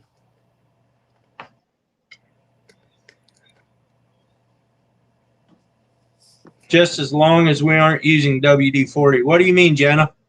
Well, they use oil to catfish. They used to do that around here. They'd put motor oil on their baits and use it for catfish tournaments.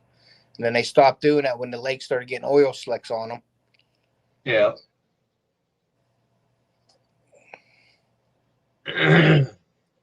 I think it's actually illegal in Oregon to use WD-40 on your baits. Yeah, it's illegal here too now. I used to have WD-40 on the boat, but yeah, she said it attracts fish and it's illegal. Yeah. I have another oil that I have on the boat, but I don't use WD-40. Alicia or anyone else who wants to come up on panel? I'll keep this thing going for another hour and a half if somebody wants to keep it going that long.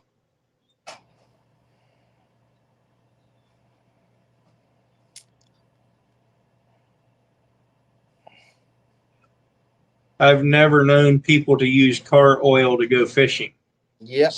Sandy says, yeah. Yep, they dip it in the motor oil and they would throw it out, let it sit. My thing is, though, and I said this on my live last night, too, like oily baits. There was a guy he was from a scent company, and he probably was promoting his stuff, but it made sense. Like, how can a fish smell the oil in the water if the oil and the water don't mix? Because the oil stays together. And it made sense because he was like, use a water-based scent so the fish can pick it up better than an oil. I guess it may take longer if they do pick it up with an oil. But I know catfish, a lot of these catfish people that are on here, they're using oily baits and they're killing catfish with them. But I just don't understand how the fish could smell the oil in the water if it doesn't mix with the water. Well, I know. So tuna and salmon are great crab bait. Okay. And they are an oily fish. Yeah. So that oil floats through the water. The oily scent will get through the water better. Okay. Is what they say. So, and yeah, I know it works. It's just that I could never comprehend the oil and the water don't mix type deal. And then it makes sense to have a water-based scent so the fish could pick that up better in the Right. water than it would in oil. That's all. Yeah. So Sandy, over here, we have sardines also, but in March, February, March, we have herring that come into the bay, and you can go catch those 4 and 5 at a time on a sabiki rig, and we can keep 25 pounds per person of those per day. So we're going to be out and trying to get a bunch of those, and then we use them for salmon fishing or lingcod fishing or any of that kind of. If we have leftover at the end of those seasons, well, you can use them for halibut too, but you could also use those for crabbing. They work for about anything. I think Grits wants to come up, or you got it posted. Never mind.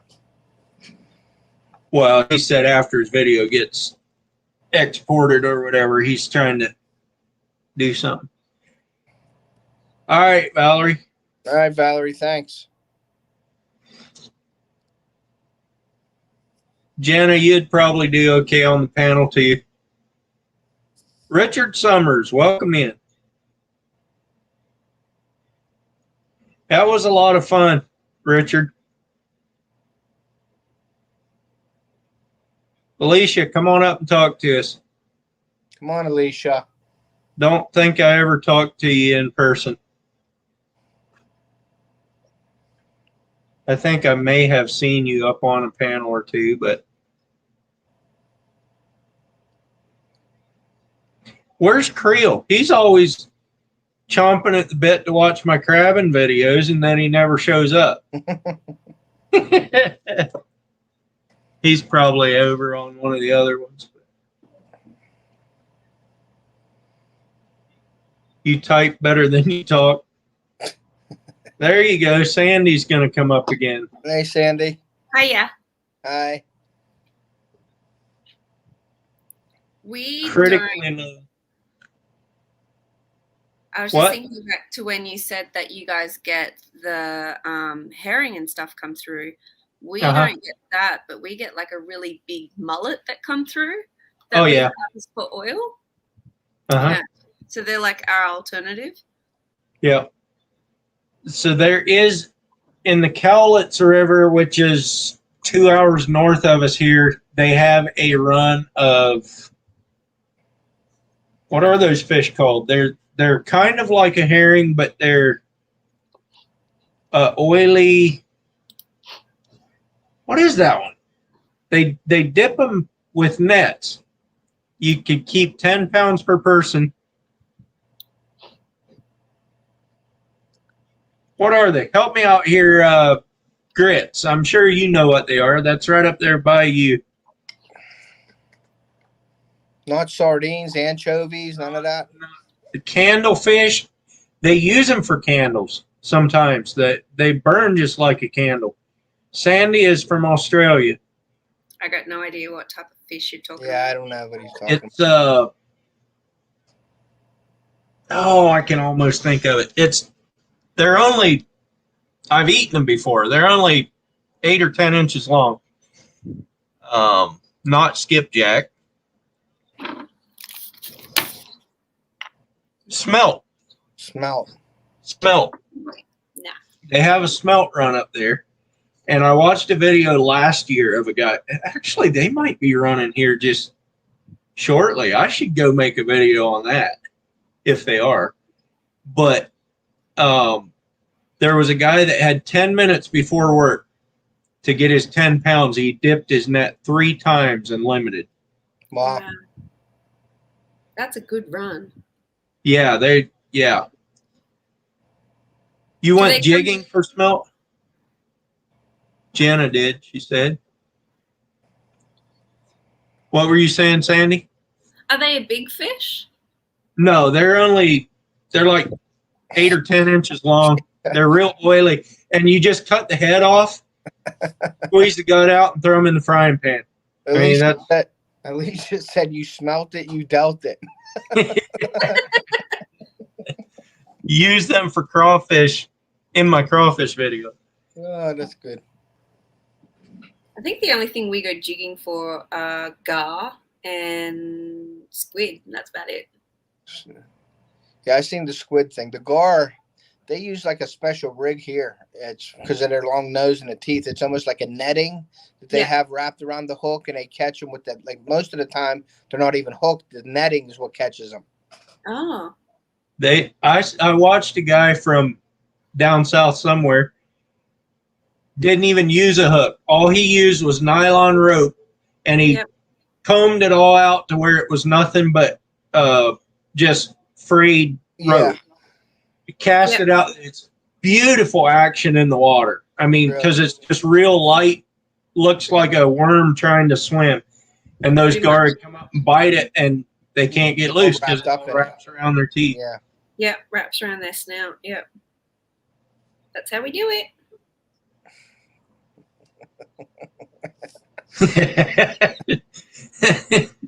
Take down catfish. Welcome in. Alicia said she almost snorted when Ted read that out loud.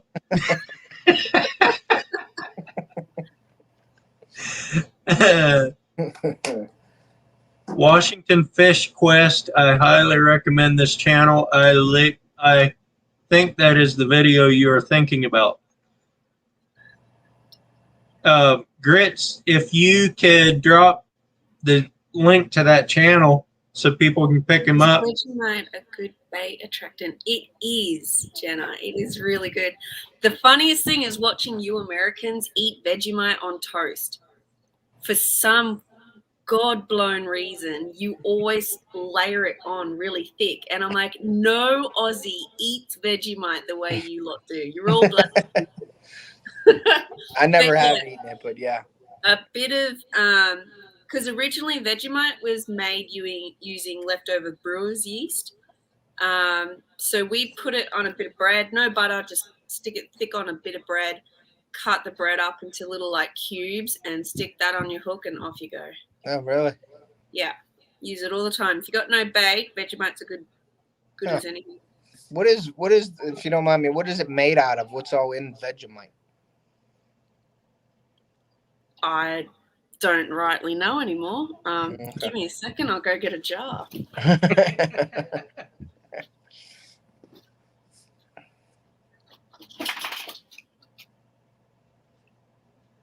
Luckily, you heard it was supposed to be a thin layer.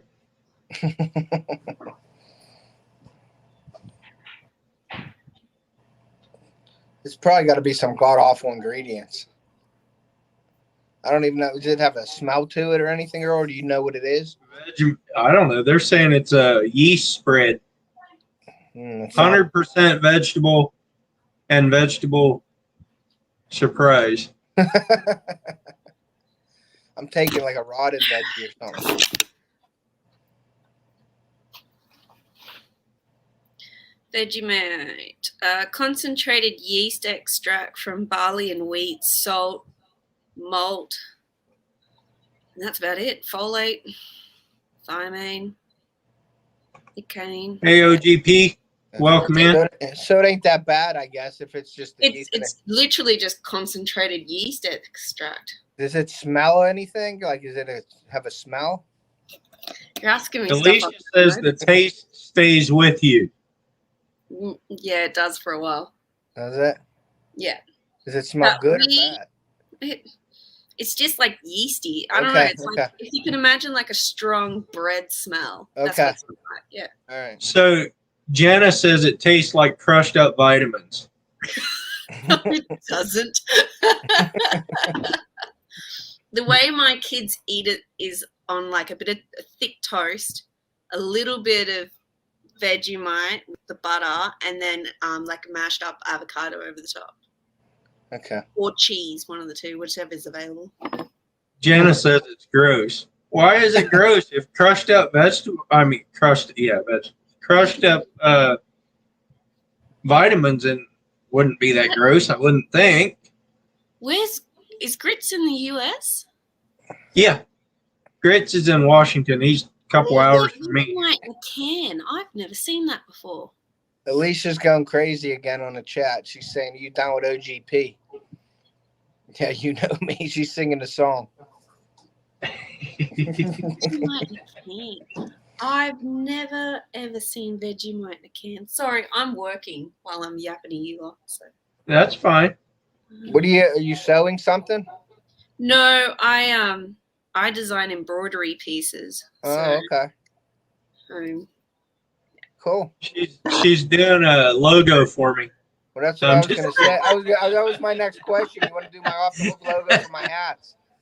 No, not this is hand embroidery, and I have to stab myself with my needle.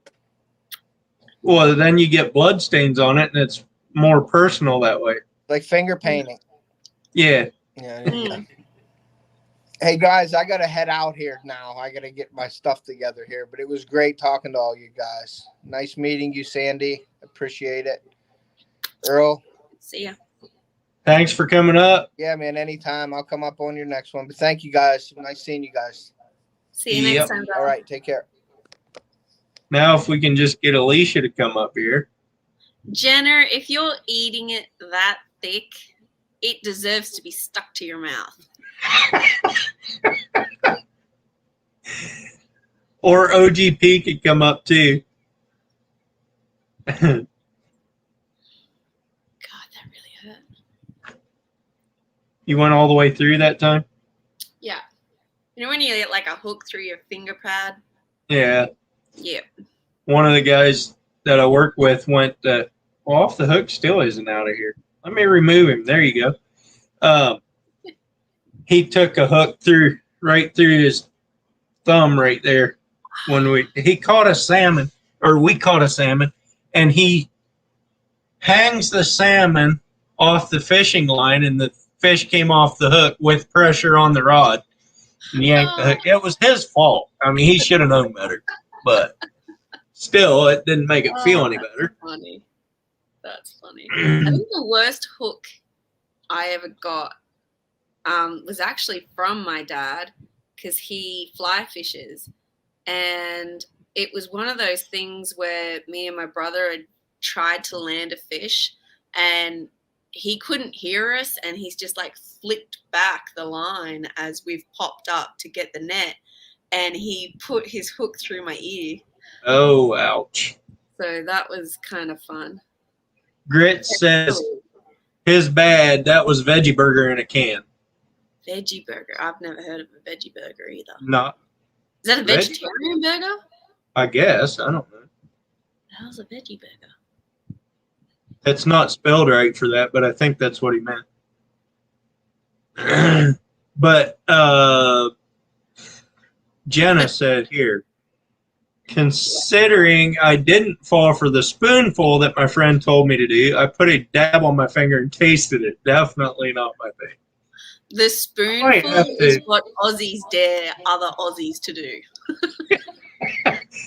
I might have to get some of this and try it. I don't know if I've ever had this stuff. No. All right, Dan, come on up.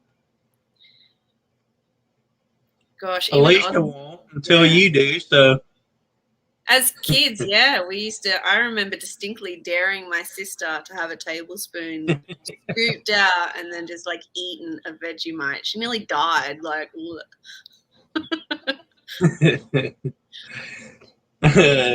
wrong. Like we like Vegemite, but no, not like that. The butter ratio to Vegemite on a piece of toast, there's more butter than Vegemite. That's how Australians have it. Yeah. We're not stupid with this thing. This thing will kill people. You're going to have to ship me some kangaroo meat. We could do that. Get it down the supermarket.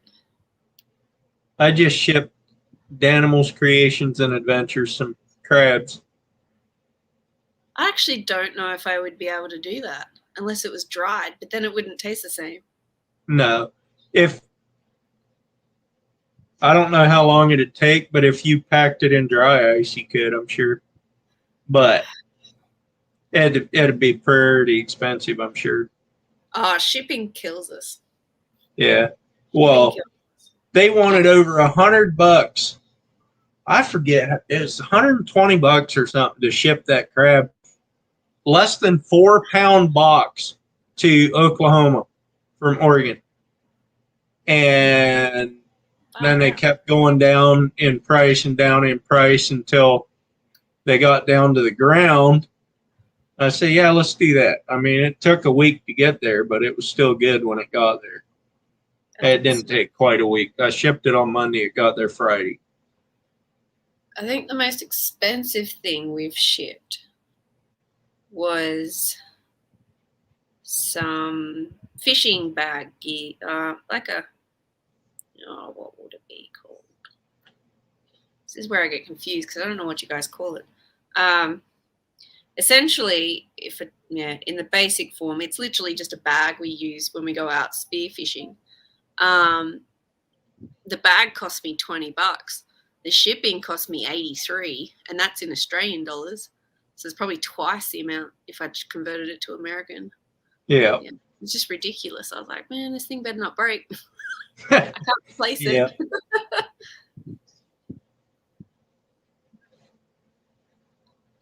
Well, Grits, it's not even just shipping from the US. Getting it here is insane as well. We look up stuff online and it might be $10, $15, and you're like, that's a really good deal. But then shipping's 3 times the price to get it here.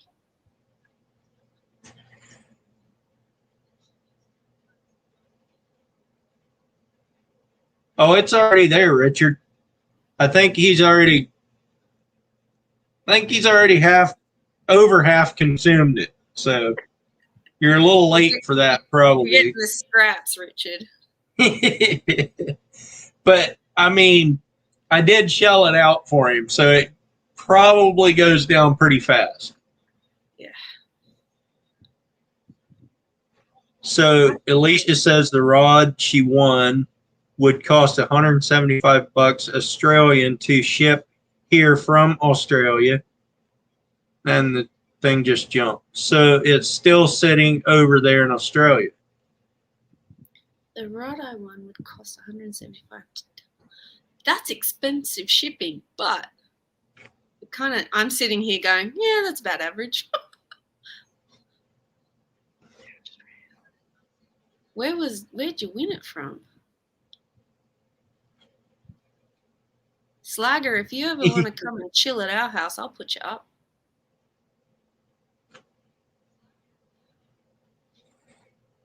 I had a chance to go to Tasmania for my cousin's wedding a couple years ago, and I didn't go.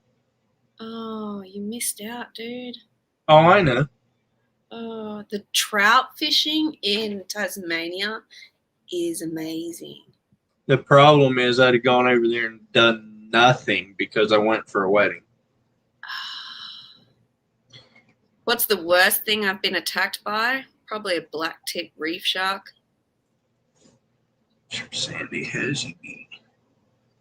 Having said that, I was really stupid when I was a teenager, and I picked up a blue ring octopus for my saltwater fish tank that I kept, not knowing, and found out later on that they can bite you and kill you within minutes, and you wouldn't even know that you've been bitten. So that was my stupid thing. But yeah, attacked by black-tip reef shark. They're a bit vicious. I got struck at by a copperhead one time when I was out bass fishing in Virginia, but it never got me. It was in the fall time when they're shedding their skin, so it couldn't see very well. Otherwise, it would have got me, I'm sure. But it struck at me twice before I ever knew it was there. That's how fast they are. But it would have not been a good thing if it would have got me, because I was back in and around the backside of the lake. Oh, you're in no man's land. How quick do they, poison wise, if you did get hit, how much time do you have to get help before you're in trouble? Usually people don't die from copperheads, but then again, if it gets you in the leg and you have to walk for a long time, Fair enough. you probably, I mean, you can die from them. They're pretty fairly venomous snake. They're not anything like a cobra or anything like that, but yeah, people do die from copperheads. I know one of my friends got bit in the thumb here just a few years ago by a copperhead, and her hand swelled twice the size, I'd say. I mean, it was big. That's bad. They say it feels like 50 bumblebee stings. Ow. Yeah, that's insane. All at once. With all the nerve endings in your hand. Not sure. Okay. Alicia says that she answered you, but she's not sure that you saw it. Let me go back and see. I won 2 rods that day and gifted the other one to Danimals. It's called, no, I think she said she won it off of. Brian B's giveaway. Yeah, that's what I was thinking. 2 Is Brian B from Australia? Off the Hook said he's mostly afraid of his wife attacking him. No animal can compare. What did you do? What would it be? One place in the US. To tell you the truth, we don't really learn a lot about the US. We learn your states and where they're positioned roughly. And we learn funny enough, we learn a fair bit about your fauna and flora.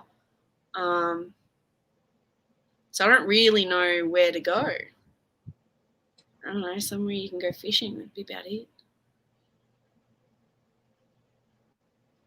Yeah, I don't really know much about Australia either, but Jenna, that'll take you a while because we're bigger than the States, so good luck with that, eh? You've taken more than a year. I would, yeah, I don't know. I'd probably go to Tasmania if I had a chance. If I had to pick out of my own states, I would go to Tassie. Yeah. Tassie. That's what I've heard from other people. Yeah. Dan, did you answer? Oh, there. It was still good and firm, he says. Alan asked Daniel if the crab meat was still pretty firm or was it mushy. And he said it was still pretty firm. Carping Down Under is from over there, and that's who you want it from, Alicia? Carping Down Under. I have a feeling I've seen that channel. He's from over there somewhere. Yeah. So Carp's south. That's not where I am. They're more New South Wales, Victoria. Yeah. I've been to Tassie. I went to Tassie when I did university. And it's just next level down there. It's so pretty. You just got a new daughter. I'm cool with that. Jana says, just adopt me. I'll live there. I don't care. You can't look. You cannot outbeat my redhead daughter. So whatever you bring, I can deal with.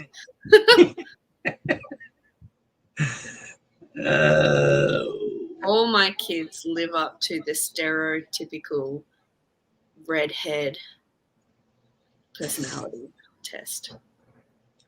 He donated the rod to the giveaway. Okay, got you. Fair enough. From Adelaide to Uluru. Well, you could do that in a straight line and not see the rest of Australia. There's a really famous highway, I'm pretty sure, that goes through the center of Australia. But people die on that highway too. So. Where do they hunt camels over there? up north. And the donkeys or the burros, whatever it is that they shoot over there. I don't know what that is. So we actually have wild camels, which are considered a pest species that goes through the central desert, mainly in Northern Territory, I'm pretty sure, and Western Australia. So I would be on the East Coast. So we don't really see camels, but I know all through the middle, there's heaps of camels there. You're on the East Coast. How far up and down the coast? Or In the middle. You're about central? Yeah. So I'm about half an hour north of Brisbane, which is pretty much middle of East Coast. All right, Grits, thanks for being in here. See you, Grits. Distract him with my cats. You can't stay here, Jenna, with your cats. I'm allergic. Stick you out the back. Daniel, I fish a lot with ugly sticks just because I went into the store and picked up a rod that looked like an ocean rod, and it was an ugly stick. So that's kind of what I stuck with since then. They're plenty good for what I do. Ugly stick. I don't even know what the hell that is. What is an ugly stick? It's a fishing rod, a brand of fishing rod. Okay. They do anything from ultralight gear to heavy ocean rods. I mean, like halibut rods. Are they any Probably good? Yeah, they're fine. I mean, that's what I use a lot. Fair enough. Brand-wise, Australia's kind of limited because everything has to be imported. So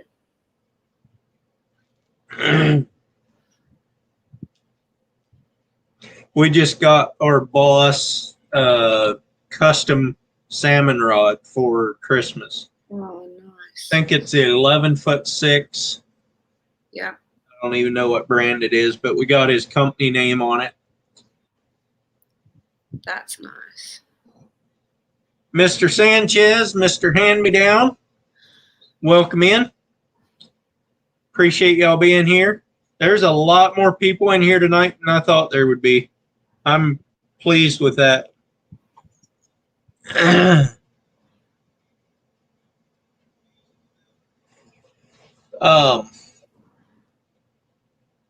was going to say something before they came in, and I forget what it was. That's all right. Okay, my boys want to ask you a question. Okay. When you go hunting, what do you use? What am I hunting? No, not what. I know. What do you I'm saying it depends what I'm hunting, what I use. You talking deer? You talking nutria? You talking? They wouldn't have a clue what that is. Even I'm learning what that is. Yeah. So what caliber do you use to hunt deer? I have a 30-06. Just it's nothing special. That's what. I think that's similar to what we use. It's a very, very common gun in the U.S. 30-06, 30 caliber rifle. That's what we use. Yeah. Okay. And then for nutria, which is just a beaver-sized rat, I use a 17 HMR, which is a 2,500 feet per second, 17 grain bullet. It's a teeny tiny little bullet. So it's the equivalent of our pellet guns. Yeah. Yeah, basically a pellet gun on steroids. I mean, like, that thing's no, you going. can't have one. Those are awesome guns. Those if are you want one. awesome guns. It's not having one. Because you I have also a different permit. I also have a 22 mag that I shoot them with sometimes, which is kind of like a 22 long rifle, but it also goes about twice that speed. It's basically the same bullet, but it goes twice as fast. No, you're not having it. He's going off to go ask Dad now. No. You want me to buy you one and ship it over there? No. Well, for us, we're not allowed weapons like you guys are. So for every weapon we have to have a permit for it. Oh, yeah. You can't even. And then there's like legal responsibilities regarding their age and stuff like that. So for every different gun you have and for every different bullet you use with those guns, you have to have a different permit. It's pretty full on. Yeah, I bet. It's like you guys can just stick with the ones that we use for deer and get over it. I mean, you could. I actually have a video where I shot a nutria with a 30-06. So and how actually much two videos is left? Well, I went and picked it up, and half of it stayed on the ground. Yeah, fun with the air rifles, yeah. What? He was, I'm assuming it's a he, said restrictions, but we can get really powerful air rifles. Yeah, most of those air rifles are handmade too. Some of those powerful air rifles are awesome. I love watching those guys. They're a lot of fun. Accurate. They are a lot of fun. If you can hit a starling at 100 yards or over 100 yards with those things, that's pretty impressive.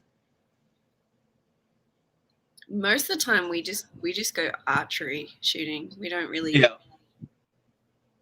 The bows that even my parents have are pretty full on, so I can't even pull back the tension on my dad's bow. I just can't do it. I don't have the physical strength for it. Yeah. So Dan, are you coming up or not? Deer hunting. Yeah, people do hunt hogs with those air rifles. I've watched videos of them, and some of those things are like 30 caliber. They're probably almost as powerful as a 30-30. Yep. And that's how we get around these restrictions because right. You got to hunt it somehow. Yep. My brother will cheat. He will pull out his military weapons sometimes. Oh, yeah. But that's cheating. He's not allowed to use those. Not unless it's a human he's hunting. I'm sure there's people on his list. Well, that's what a military rifle is for. I mean, if you think about it, that's what they're intended. It's allowed to come out of its case off military grounds. Right. Yeah. My brother would be next level if he was allowed to carry like America does. Be like something out of a John Wick movie. We still have way too many restrictions as far as I'm concerned. Yeah, freezer bound. Those air rifles, I mean, they are pretty amazing. 1-inch pattern at 100 yards.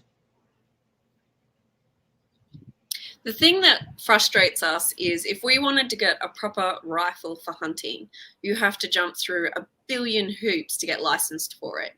I can go down to my local gel blaster store and pick up a gel blaster with just as much firepower, and I don't need a restriction for it. I can literally just go in, write out my license, and then there you go. I can get to carry around a gel blaster.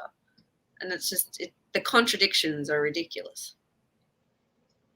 What am I helping Jenna pick out gear for? Where are you going, Jenna?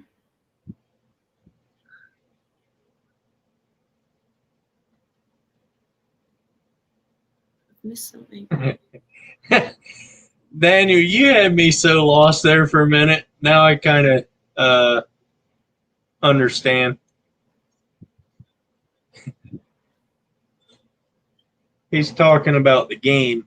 He said Georgia's going down. I couldn't figure, or Alabama's going down. Uh-oh, bot, Were you talking about the football? I think. Something.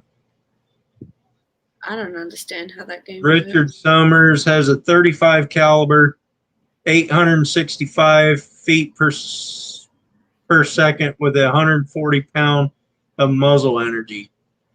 That's a little bit of a tap when that hits you. Yeah, a little bit. It'll sting.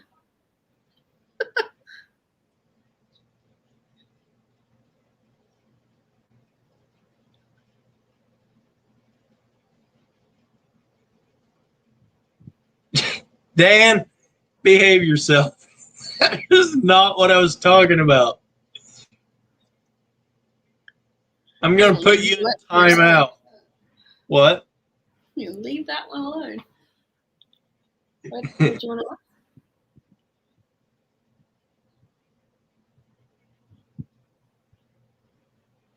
to So my eldest wants to know, what's the scariest thing you've ever hunted?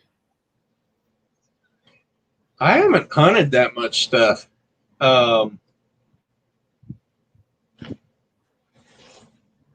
Either on accident or purpose. There you go. I've had a tag for a mountain lion, but I've never actually seen one. I only had that tag in case I would see one when I was elk hunting. Right. Are they kind of... I gotta frame my question. Like, is it a natural territory for them where you are? Yes. Yes. Freezer Bound says black bear archery. I believe that. What did you shoot that with? Archery? No, yeah, that's a story I want to hear. They shoot them all the time out here with bows. Yeah, but what bow are you packing? Compound. Yeah, but Just a compound bow with a good arrow. that's a neat. Jenna says we have cougar sightings in her town. I'm about a mile away from the one of the sightings. Actually, I had a cousin up in Washington when she was a little girl. She got attacked by a cougar, and they think it was a young one because it let her go and because it didn't break her neck. But she had teeth marked, fang marked into her skulls, through her skull. But they said a couple seconds later, and that thing would have shook and broke her neck. Shit. Mama saw it and screamed and chased. I mean, it scared it off. Are they naturally aggressive? They're sneaky. If they get a chance, it's most of the time, if it attacks a human, it's going to be a young one or an old one. Yeah. A young one that's learning how to hunt and an old one that's tired of hunting and wants something easy. Yeah. Off So the Hook says his new crossbow shoots 450 feet per second. That's not a bad crossbow.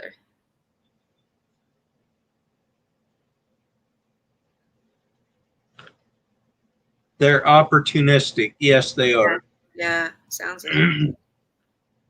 I don't know. For as much as what Australian animals are deadly, they kind of leave us alone. They don't really come for us. Yeah, and that's I think most wild animals would.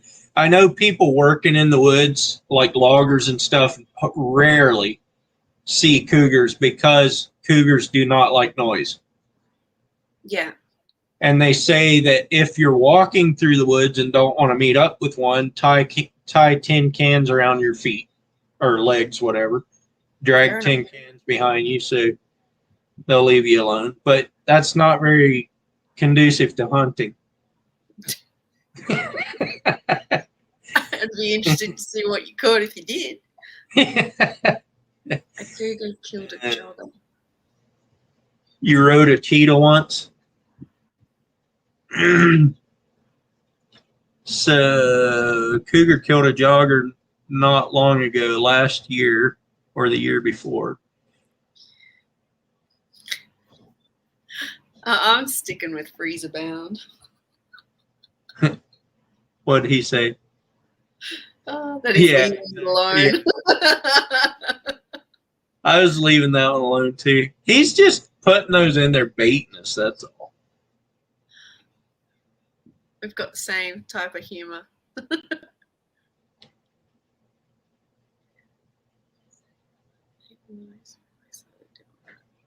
Exactly. Cougars love to chase, so you don't run from. I watched a video of a jogger that got caught between some cubs and a mama. Not between them. But the cubs crossed the path in front of him and the mama hadn't yet. And he stopped and the mama came after him. And he yelled and backed away. And when that mama stopped chasing him, he could have probably reached out and touched her nose. That's how close she was. But she finally left him alone because I guess she figured out that he wasn't after her youngins, but go home and change my damn pants and buy a lottery ticket. Yeah. Well, he wasn't. I mean, yeah, it was way too close for comfort, but Yahweh, Australia. They're just as bad as yours. What are you talking about? Is that your town?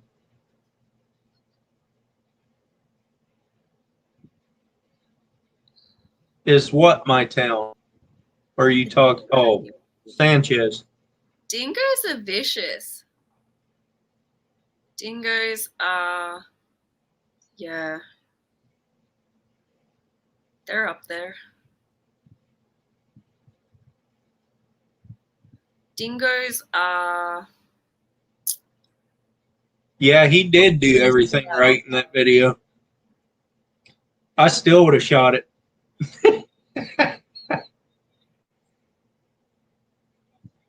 You go on to any of the beaches. We've got a beach about half an hour north of us. And you go there, there's signs everywhere saying, lock your trucks up, don't leave food out. If you're camping, camp. Like there's special camp gear you have to put around your camp. Because dingoes will take whatever they can.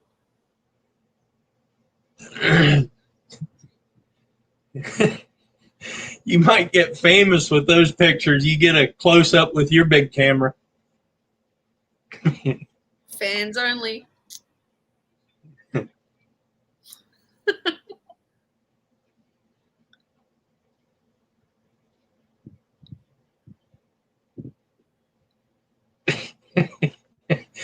You are special if you want to hug one of those things.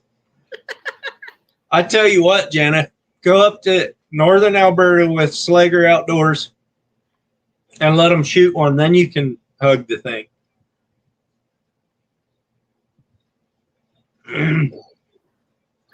I just watched one of their videos from about 6 months ago. They killed 13 of I don't think they killed 13 all in one day, but it was a video with a compilation of 13 kills in it. Pretty impressive. They run them with dogs and get them treed and then shoot them either with a bow or with a gun. They jump. Like the fox hunting they do over in Britain. They jump from the top of those trees after they're shot. That's something to see, a big old kitty cat jumping out of the top of a tree.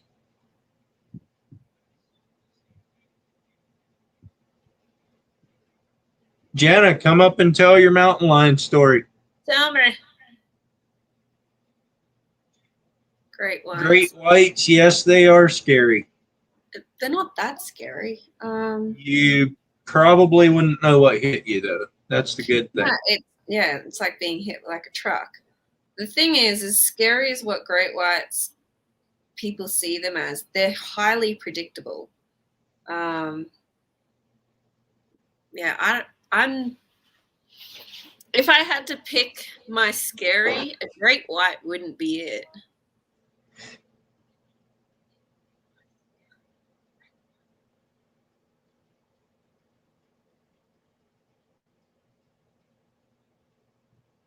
See you, Tinkerbell. No, I have a video idea for it, but I have to wait until the roads are better. What does that have to do with it? All right, night, Tinkerbell. Thanks for showing up and hanging out, and I'll see you in the next one. If I can get one, I'll let you come hug it. There you go, Jenna. Alan will shoot one, and then you can come hug it. We'll just sleep dart it first, and then I'll come and join you. I've actually butchered a cougar before, or helped butcher one. Do they even taste any good? I don't know. Oh, you never ate one? Right. I've had some bologna that had cougar mixed in with it, but what is that? Bologna you can't. Summer sausage, whatever. It's so cured and so full of spices you can't tell what you're eating. All right, let's just say I went camping without a tent. It rained, and one morning I woke up in a cougar track in the mud next to my head. So what you're saying is your breath was so bad the cougar didn't want to eat you.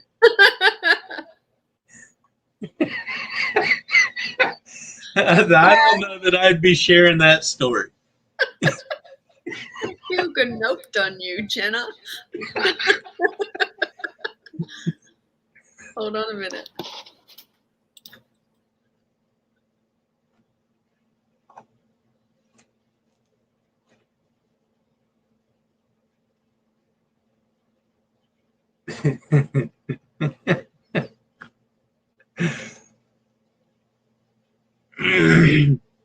Oh, I got you.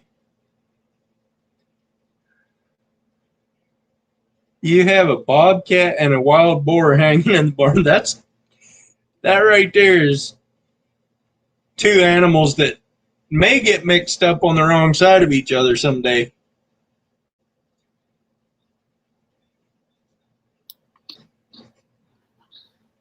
Bobcat. How does a bobcat size up to a cougar? Very much different size. A cougar the body would be, I'm guessing, around 5 or 6 feet long, probably an average size, without the tail. And a bobcat would be 3 feet. A big bobcat would be 3 feet with the tail. But then you have a bobtail. Sorry, I'm trying to think what that converts to. 3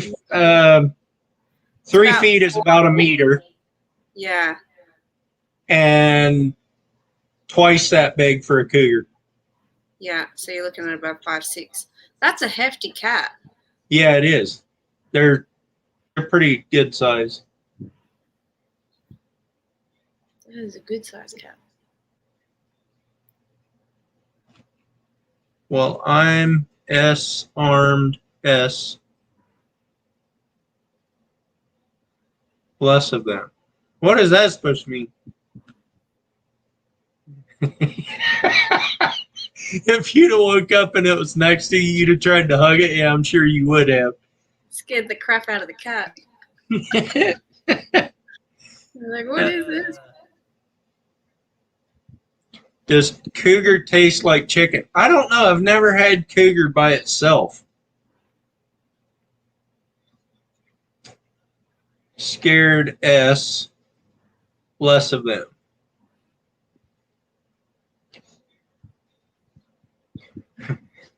Dan,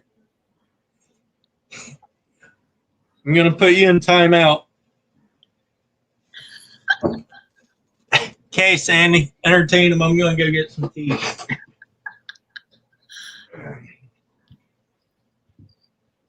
What am I meant to entertain them with?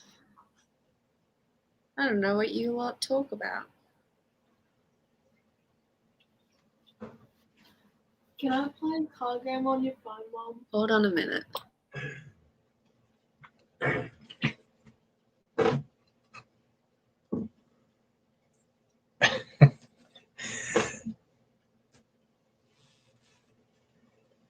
Sorry, I'm being inundated with teenage boys.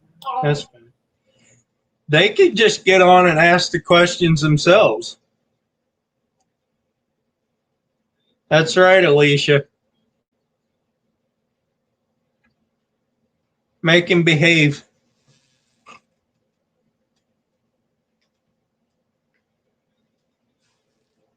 One's asking about car games. The other one's wondering, when was the last time you went to hospital because of a fishing trip? I never have. And You're special? the other one was asking what? Oh, just car games. Oh, And about cars. Like, cars are not my jazz. me neither.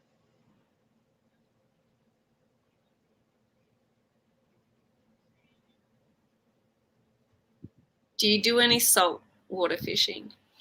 Always. I fish the ocean all the time.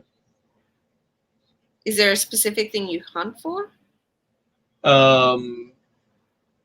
Mostly just the rockfish and lingcod. Cabezon sometimes of the year.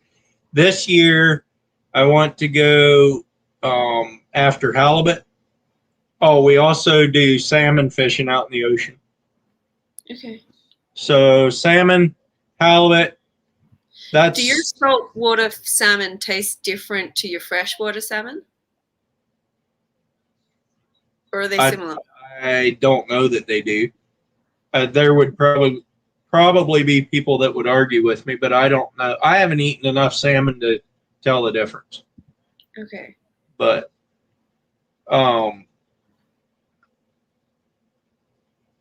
so yeah, halibut's a big one that I want to go after this year, and then we're gonna try to charter a boat to go out for tuna this year too. Game file says Georgia won. Tuna's a lot of fun. Yeah, I've never caught a tuna. Sacrilege. We get two different types here. We get the yellowfin, which are the really, really big ones. Yeah. And then we get like a little one that's kind of similar to like a mackerel, and they're like our albacore. Fun ones. Yeah. Albacore? I don't think that's what they're called, but it would probably be similar. That's the ones we get here. Yeah. Dan will come out in mid-August if you want to go for tuna. Hold on, mid-August. So that's your summer. Yeah. Late summer. Well, no, summer. Our tuna run is right on the dead end of winter. So to be your February, March-ish. Yeah, that's when you have warm water and we don't. Maybe. Living MN showed up. Welcome in. How is the crab, Daniel? I'm talking to Living MN, Danimal. Don't you answer me. They're both Daniel.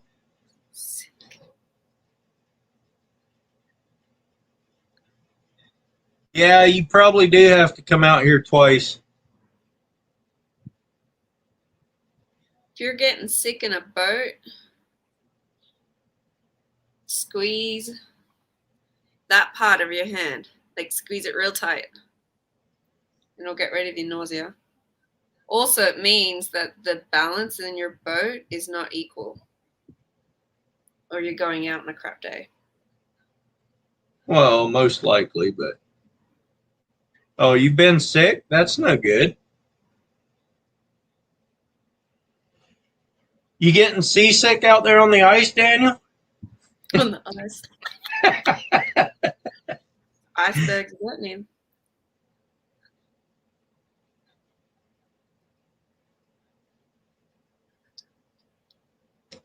Yeah, maybe, Alicia. Never know. I mean, I actually was going to ship it all to Live and MN. And then Danimal made the comment, I forget where, that I could ship him some. So I decided to ship them both some.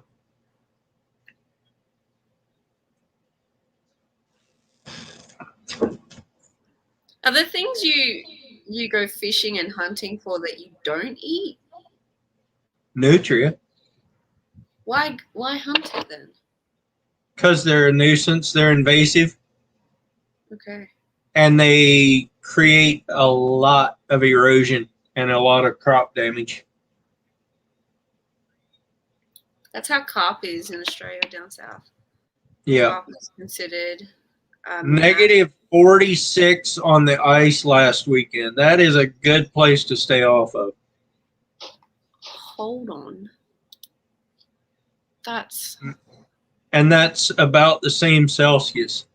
40 below is the same Celsius and Fahrenheit. That can't be right because 32 Fahrenheit is 0 for us. You're Right. like -7. But holy cow. no, somebody just said negative 40 is the same as negative 40 Celsius. I think that was Tubby guy said that. Can't be right. -43. Oh, they're kind of equaling out. That's flicking cold. I wouldn't even know how cold that felt. I don't even think you'd want to flick at that. That'd probably sting when it warmed back up. You wouldn't feel it. Not you would when it warmed back up, you would. Jenna, that's what I just said. So my coldest winter was 53 Fahrenheit. That's my coldest winter. Our propane froze and woke up a little icy on my mustache. Your propane showed up icy on your mustache? What are you saying there? I know what you're saying.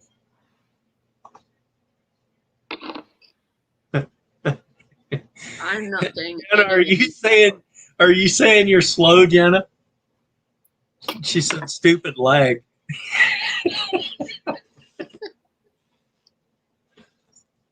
I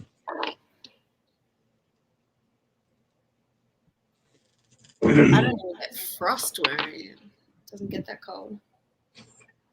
I know when I lived up in Michigan for a winter, I went out ice skating one night, and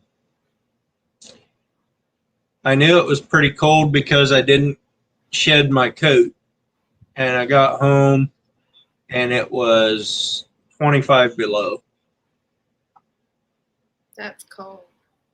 It wasn't too bad though when you're out skating because you're active the whole time. Yeah. But every hair on your head is frosted at that point. I mean, like from breathing, all that moisture sticks to your hair everywhere. No. It gets that cold here that my kids never leave shirts and shorts.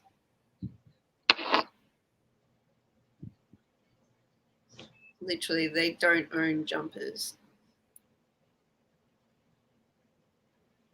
It stays fairly. I mean, so last night I think it got down to 35, and that's pretty cold for around here.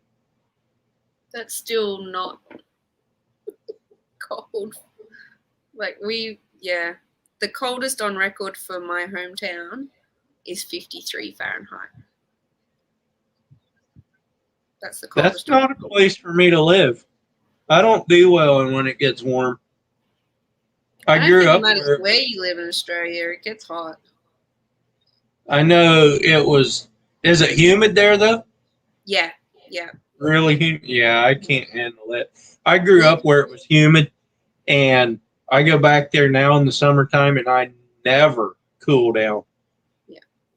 Humidity can be ridiculous. We had, I remember 3 years ago, the temperature was only about 16 degrees Celsius, but the humidity was at 100%, and it still wasn't raining. Yeah, yeah. And that's where it just gets ridiculous. Living MN, you can come up on panel if you want. Come and say hi.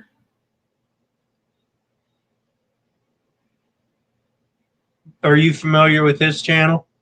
I got no idea, but I probably will be. I go through and subscribe to everybody. He's a really good guy. I'll drop his link so that if you ever go back and look at it, you can find it. That helps. My work requires me to sit in a chair for long hours, so I literally just stick you all on and watch everything you're doing. People have been helping me out by playing my playlists. That's what I do. And I appreciate that very, very much because it's definitely working. I'm getting. People have a button that says play all that I can click on. I have that on mine. All day. Electric brake. You got to get to bed almost 11:30. What does time have to do with it?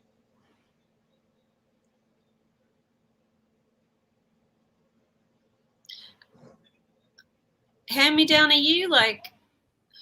I'm trying to think what state that would be like. Towards Florida. If you like humidity. I think he's in Illinois, but I could be wrong.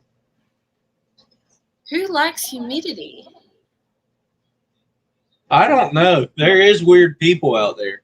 Oh, my boy just stole my phone. But even the other day, the temperature was only about 25, 26 Celsius, but the humidity made it feel like in the 30s, 40s, which is like up in the hundreds, I think, Fahrenheit for you guys. 40 is? I think you're right. 40. I think 40 is right around 90 or 100. 40 Celsius, 104 Fahrenheit. Yeah. So that's the thing. This past summer, we had a couple days that were 115, but we don't have the humidity here. Oh, you got the dry heat. Yeah, it was still hot. Don't you kid yourself, but It's still hot. It actually Hits burnt. Differently. It actually burnt the trees. Yeah, it hits differently. There was the west side of all of our fir trees was all burnt needles. Yeah, it didn't kill the tree. Humidity here, but down south they get the dry heat down south. Yeah. Girls love Alicia. I've got straight hair. My little girl has curly hair, and her hair drives me nuts. I don't know how you do it.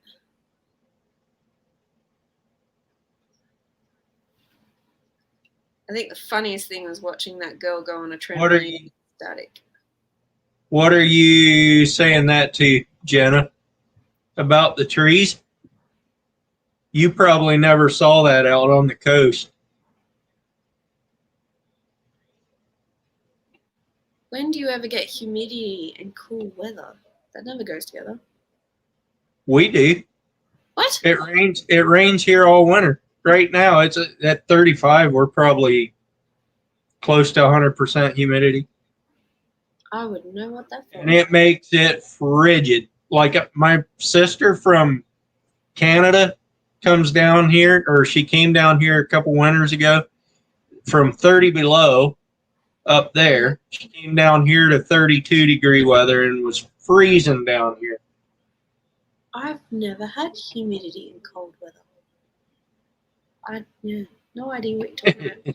He says, I'm in Illinois, but need to be in a warmer climate. I can't stand the cold. When it's hot and humid, I'm happy as a lizard. Well, you be happy as a lizard in warm Well, weather. you can come and stay with us during the summer, and we'll test that theory. It can get, during a proper summer, we don't have one this year, but during a proper summer, it can get to about 110 Fahrenheit before 7 a.m. with your humidity. Okay, Jenna, that day it was 80 degrees at the coast. I was out there. That was the day that it was 115 or so inland in the valley here. And that's the day that the trees got scorched. It was 80 degrees on the coast, which is unheard of almost.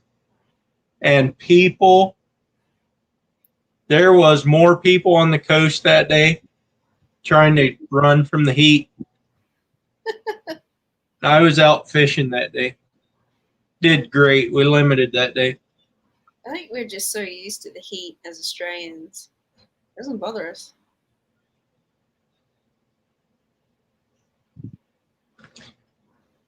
Yeah, I grew up in it, but I don't.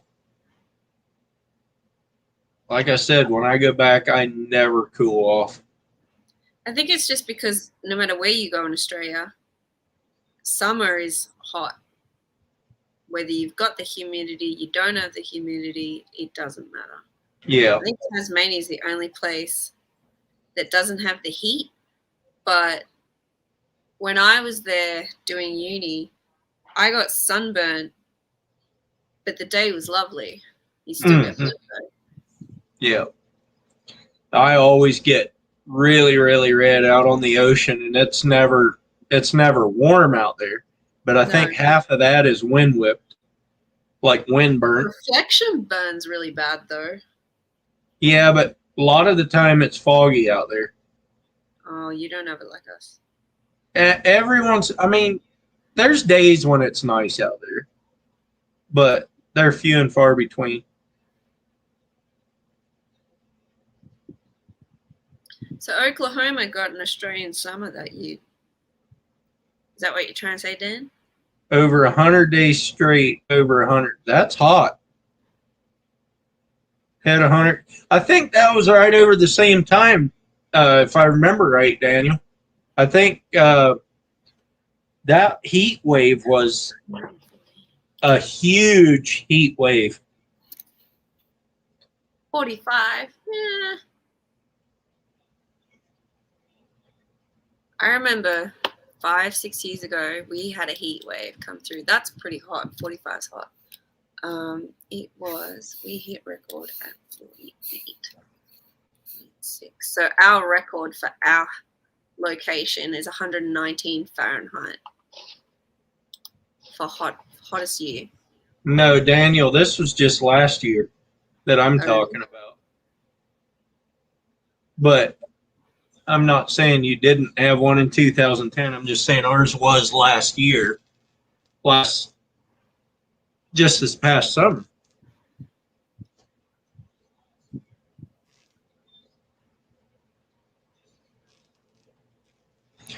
The town called Birdsville out next to the desert, they have the record for the hottest summer day in Australia. They got to 56. So what's that? 132.8 Fahrenheit. Yeah, that's too hot to live. That's hot. They have the record. They've come close to it a few times, but never beat it. Alicia says she's the reason marching bands have a time limit of how long they can stay outside when the temps get over 100 degrees. What, you're a wimp and fainted or something, or what? I don't know if, like, the sun just hits differently. We actually have a law in Australia where if it gets over 39 degrees Celsius, anyone who works outside, like a trade or something like that, they actually legally have to seek shelter indoors. Yeah, they would, like last summer, I'm sure they would have shut down some of the crews around for being outside.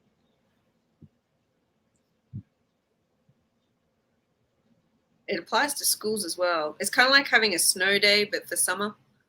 Once it gets a certain temperature, the school's shut and you have to go home.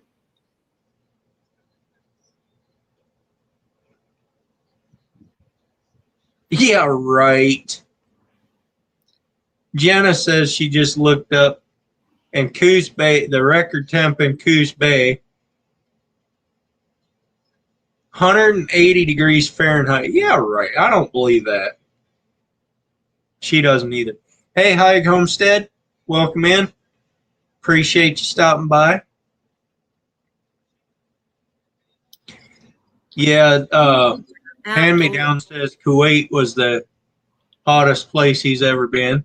Full military uniform and no way to cool down. They only walked around at night. Yep, that's enough. All right, Ted. Appreciate you being here.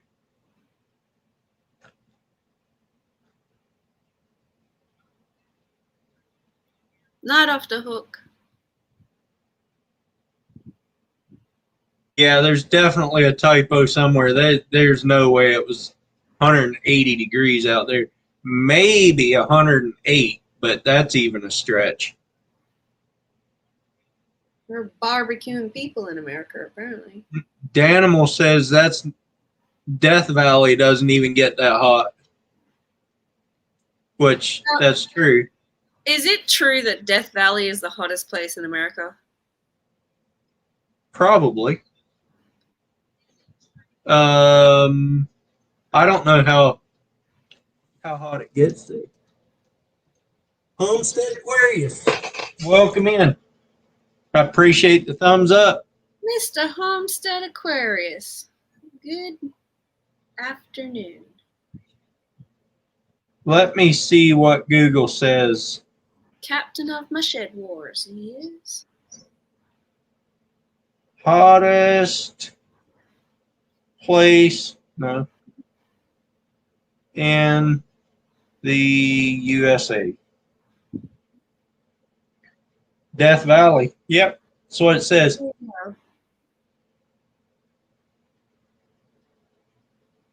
Australia's like Texas.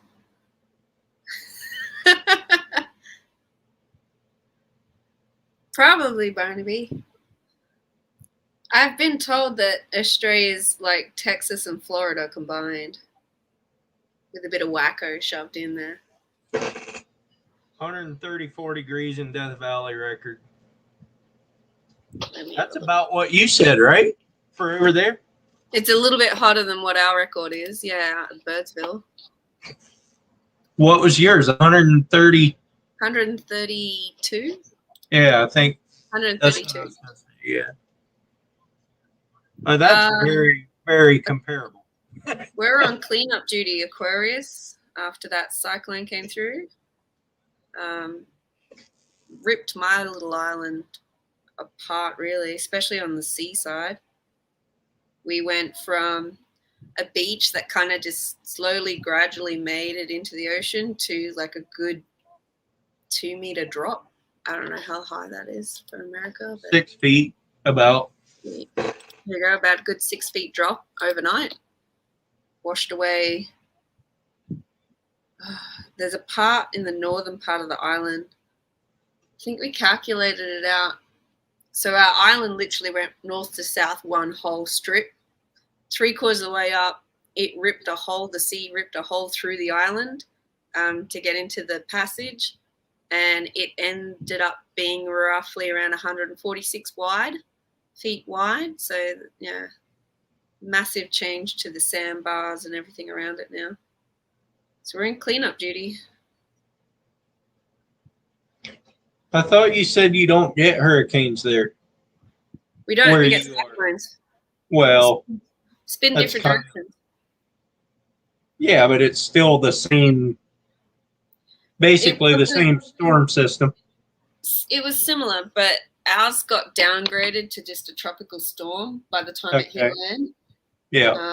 So we got the wind, we got the king tides, and the storm surge.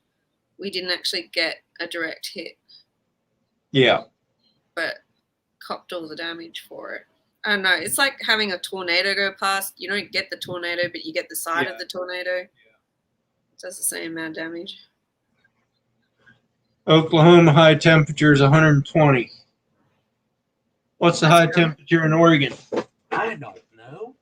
Probably last year, 115.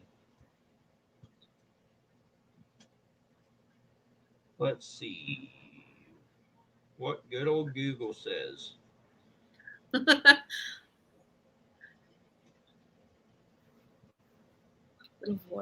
I think the island kind of reduced Aquarius, not so much the water got bigger.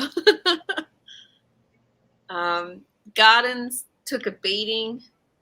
We had walls fall down that squished my veggie bed. Yeah, we were lucky. We were more sheltered than others. We're not on the surf side, so we got the wind, but I think, you know, like anything, it had to come through the forest and the rest of it. So by the time it hit us, it wasn't too bad. But I know the seaside of the island just got destroyed. 134 in Death Valley was also the hottest for the planet.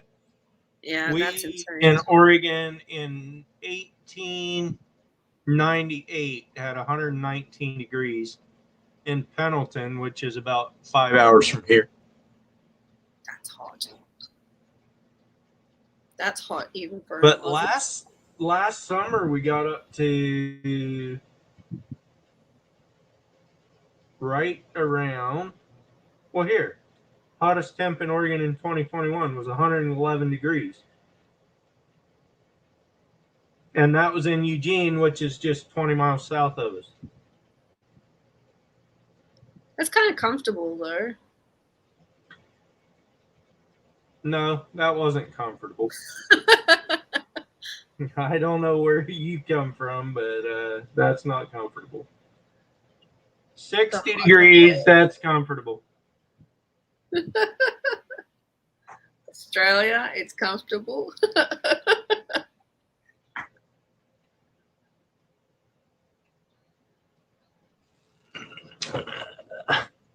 123. Anna says that's definitely not comfortable. 123. No, what I'm missing, cat. Doesn't look like I missed anything good. Alicia, where's that recorded for? That doesn't look right. You have dyslexia. You said 132. It was actually 132. That's only coming up as 50. Birdsville's been over 50 a billion times. 50.7. It doesn't feel high enough. That can't be right. Sanchez Lee, yeah. Night Sanchez. Or is that Opals down in what do they call it? Down in South Australia, there's a town where they live underground. Cooper Pedy. That's what I'm. Cooper Pedy, yeah, that gets hot. They mine opals down there. They all live underground. It gets that hot. But Birdsville, Queensland, has been hotter than that. She dropped a link for Google. If you hit the link, you're going to leave, though, I'm sure. No, I got you on a different page. Oh, okay. Because I have to always look up the temperature differences and stuff like that. If you're on a computer, yeah. Pilbara, yeah, they're hot at the moment.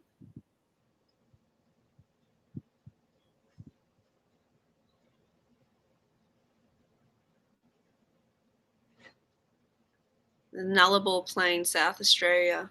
Yeah, that was hot. 50 degrees. Unandada. No, Birdsville's got to be hotter than that. 1960. That was a while ago. Alicia, you're not up on panel either, but I guess I'm not sure how that works when you're on panel, but that's fine. I don't have to know. Hold on.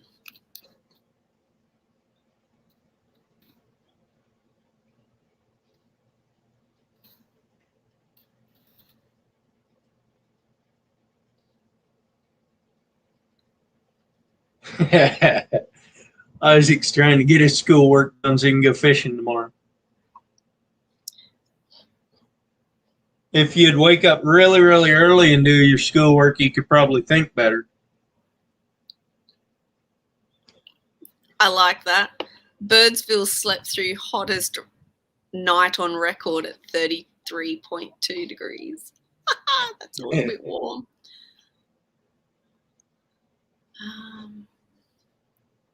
It's 40 here right now.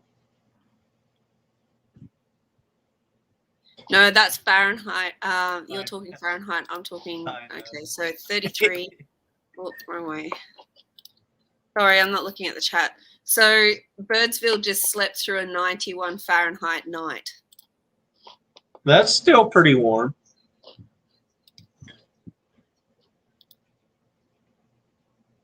It's 38 degree or 35 degrees overnight last night, and we sleep with our windows open. We start sleeping with our windows open in springtime. It's still hot. That's one thing about Oregon, though. It does cool down at night most of the time here to around 50 or 60 degrees. So that part of it is nice. Long-term averages. Anytime before 7:30 is too early for you. Drink a cup of coffee, man. That'll wake you up.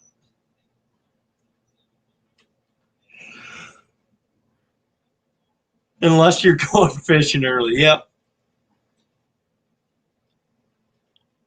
I've been out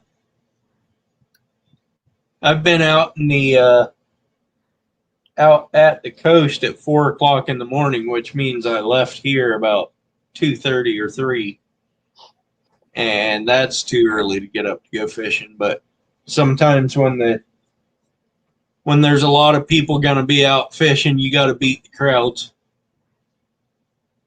Yeah, stop looking. It's mucking up with my screens.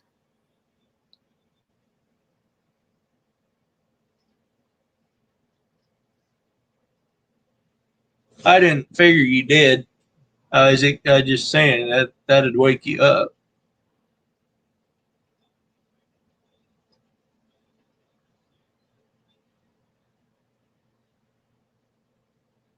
Alicia, that's probably the one that I remember seeing. I can't find the website because it's mucking up with my screens, but Birdsville is notorious for ridiculously hot days.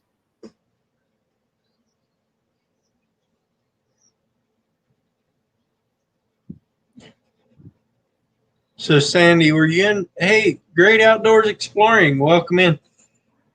Were you in here on that live where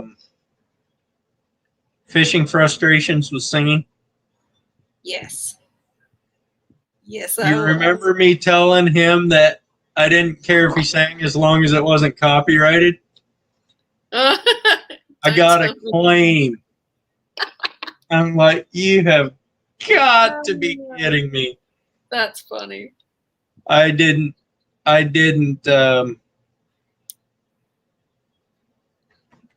go back and fight it. I just muted that part of the video. That's funny. So I still got my watch hours, but that live I got quite a few hours on that live. I had to. Wasn't about to waste those. No, don't. No. That it was golden, but too bad you had to mute it. I know. Fishing Frustrations, Alicia. Fishing Frustrations UK. he was singing a old Karaoke. a hit. It was a Britain hit. No, I can't remember what it's called now. It's an old song. Yeah, I got didn't tagged by recognize it. fact checks. My boys went to put up a fishing video, and they caught a stonefish.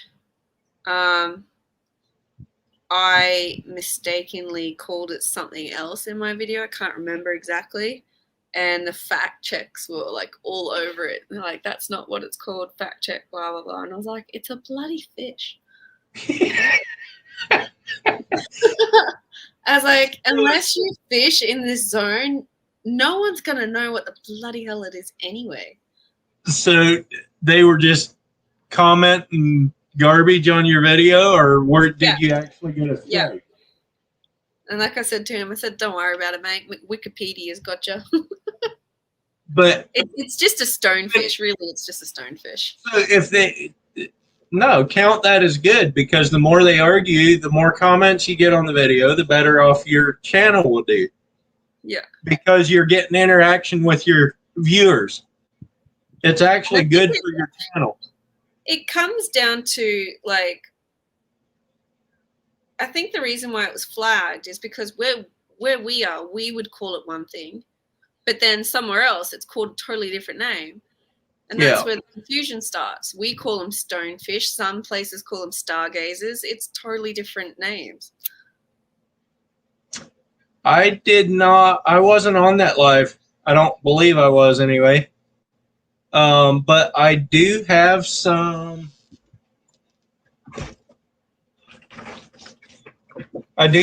baits here that Off the Hook made, and they look really good. So I'll probably use these out in the ocean, and these I'll probably use in the creek, but I'll probably use them both in the creek, but I'll use some of those swim baits in the ocean too, probably. The last time we call them soft plastics over here. Yeah. I don't know what you call them there. Last time we used soft plastics, we actually had to reel in early because a pot of dolphins went by. Oh yeah. And like I said Catch to my one of boys, those. I don't want to catch one of those. All the officers would be on our ass in a minute. Yeah. Could you Did we imagine see trying to those? hook one though? Oh yeah, that'd be fun. We have those here too. I see them every once in a while when I'm out fishing.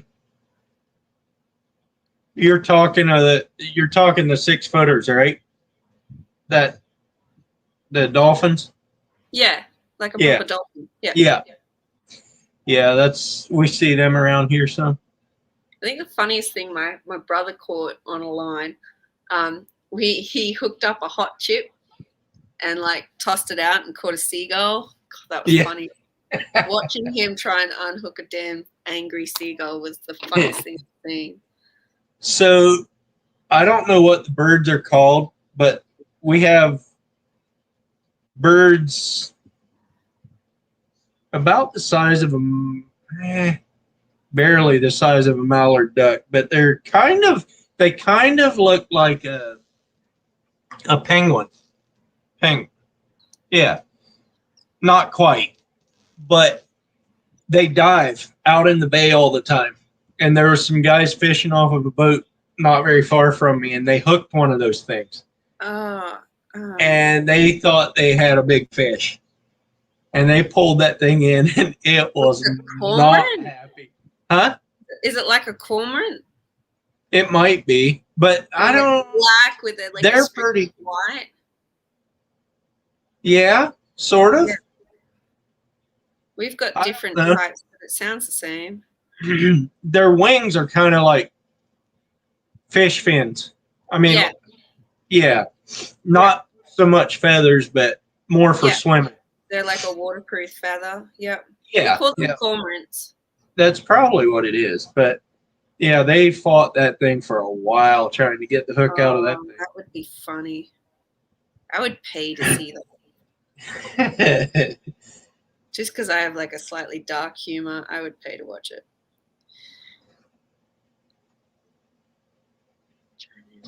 Cormorants, Jenna, over here, cormorants are actually considered a pest. They go through the dams and literally just clean them out. So Alicia says she has dolphins on her channel. She says close-up dolphin or something. I have close-up whales on my channel. yeah. I'm talking close enough that I could have touched it with an oar. That's a little scary in a 15-foot boat. You can actually swim with orca down in New South Wales. That's on our bucket list to do. We've got Tangalooma, which is a little bit north than us, and you can go and swim with wild dolphins up there. Jenna, have you ever smelled the breath of a whale?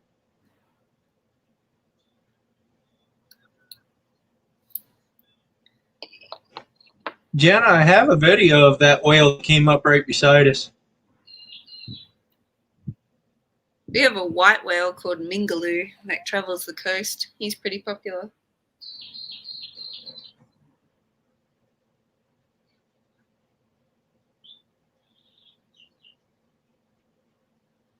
Hornet dolphins get towards people.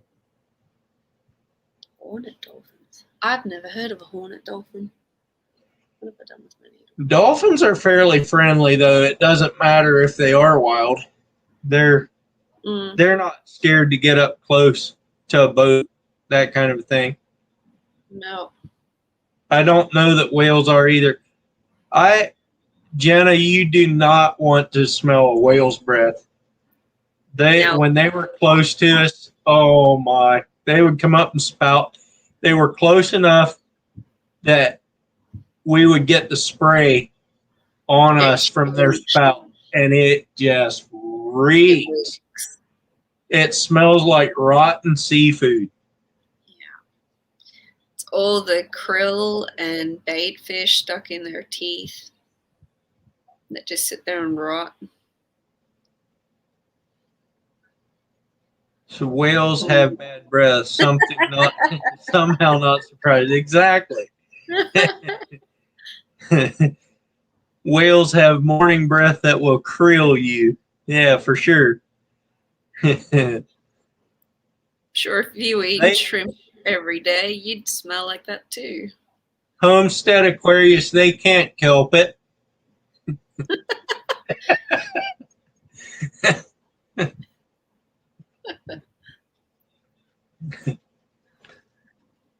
You're gonna have to mosey soon because we're getting in the afternoon. Yeah, I need to too. I need Does to get. anyone have any questions for me before I jump ship?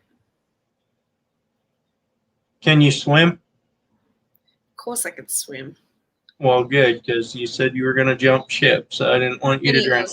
Can't swim. It's actually part of our school curriculum is that kids learn how to swim. That's not a bad thing to teach. No. And if you catch a plane to come to Australia, just as you're getting off, they go through all the please swim in between the yellow flags and listen to the surf lifesavers. And if you see this type of water on a beach, do not enter the water. It's pretty full on.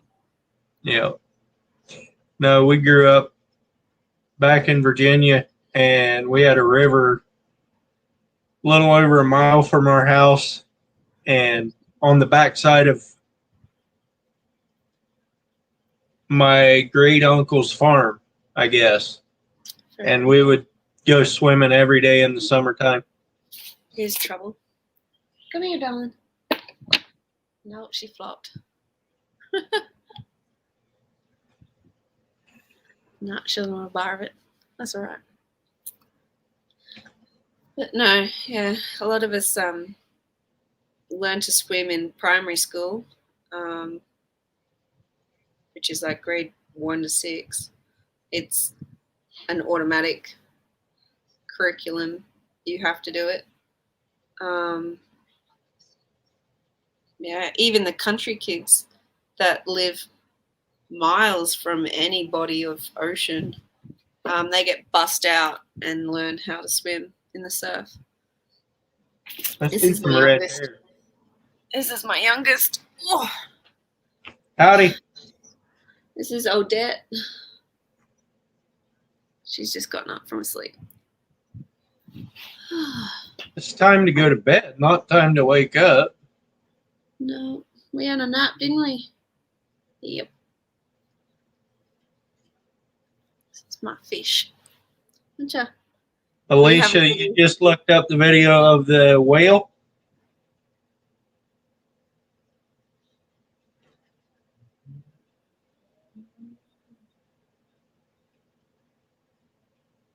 Night, Jenna. Yeah. Good having you in here, Jenna. Good. Come back again next week.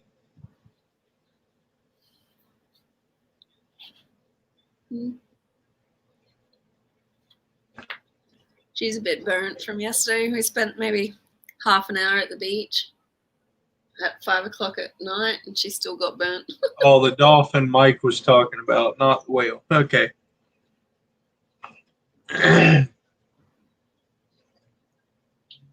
She looks a little bit like you.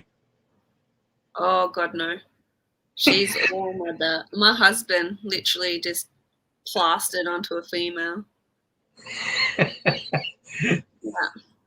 We've got photos of her and my husband's great-grandfather side by side in black and white photos, and you can't tell who's who. Yeah.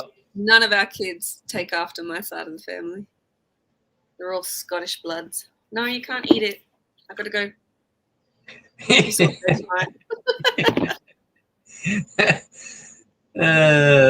Try some peanut butter, not that stuff. They like peanut butter too. Don't you? Peanut butter on bread with a slice of cheese on the top stuck under the grill, and it all like kind of melts together. The kids love that. Never heard of that before. I don't think I have anyway. What else do they like? She likes apple slices and cheese. We grew up eating applesauce on everything. Really? Everything. Soup. I can't get my head around the peanut butter and like jam. No, that's gross.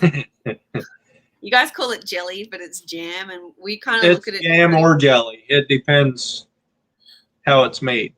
But jelly for us is like the solid wobbly stuff. Yeah. It's not spreadable.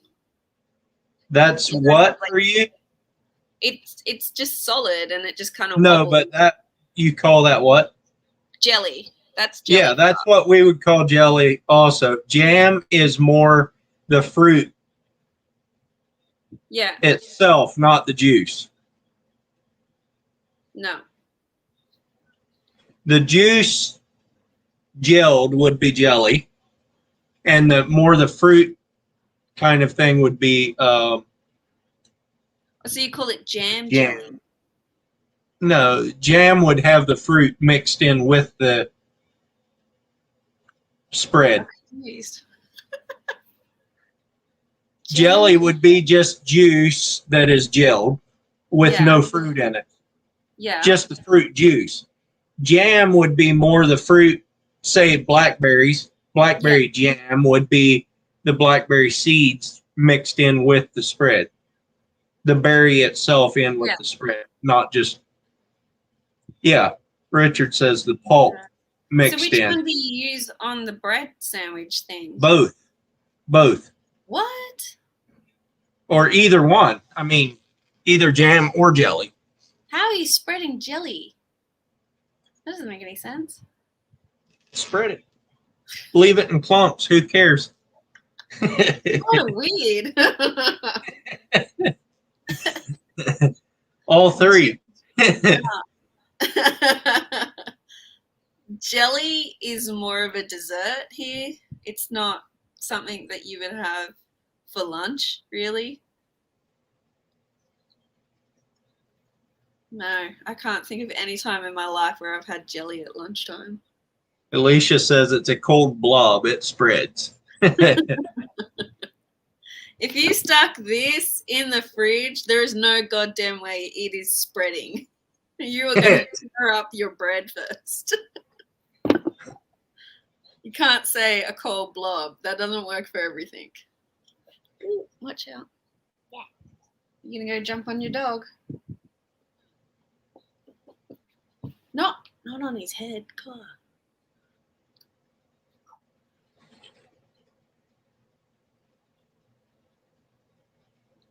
Another 4.5 minutes. I'll be on here for 3.5 hours. It's a record, is it? No, I did 4.5 hours the other Friday night when I was on vacation. So Gosh. Fair enough. that one was the one that he sang on, and I got copyrighted on. And I wasn't about to let all those hours go to waste because that one video, at the end of that video, I had 55.5 hours from that video. That's a good thing. And Hot I apple wasn't. pie with the I mean, slice. I would have had to. No, Mike, whole- what are you doing? Hot There apple is- pie goes with There's custard. nothing good about apple pie anyhow, so you might as well have American cheese on it. No. Hot apple pie with custard or ice cream. You're ruining a good thing. You're just I don't know. You're tainted, Alicia, because you didn't use it properly the first time. Jelly is a good thing. Jam is a good thing. What is this marmalade? Supervising. Technically, marmalade's almost like a jam, isn't it? Or is it because marmalade's got the rind of the citrus fruit in it?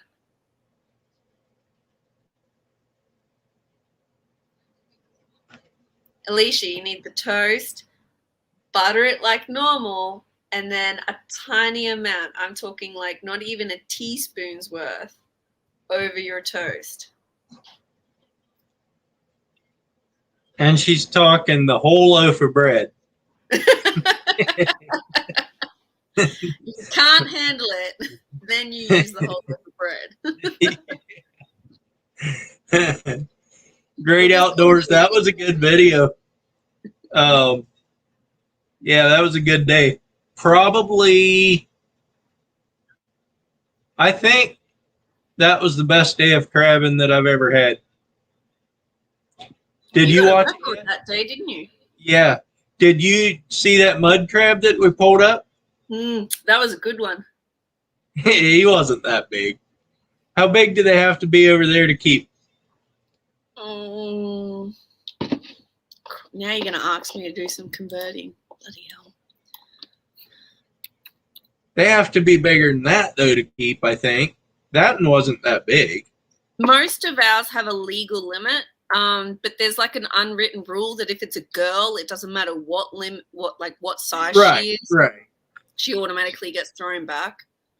Because I know once they're a certain size for females, you have to throw them back anyway because they're our breeders. Yeah. Because we don't keep females here either.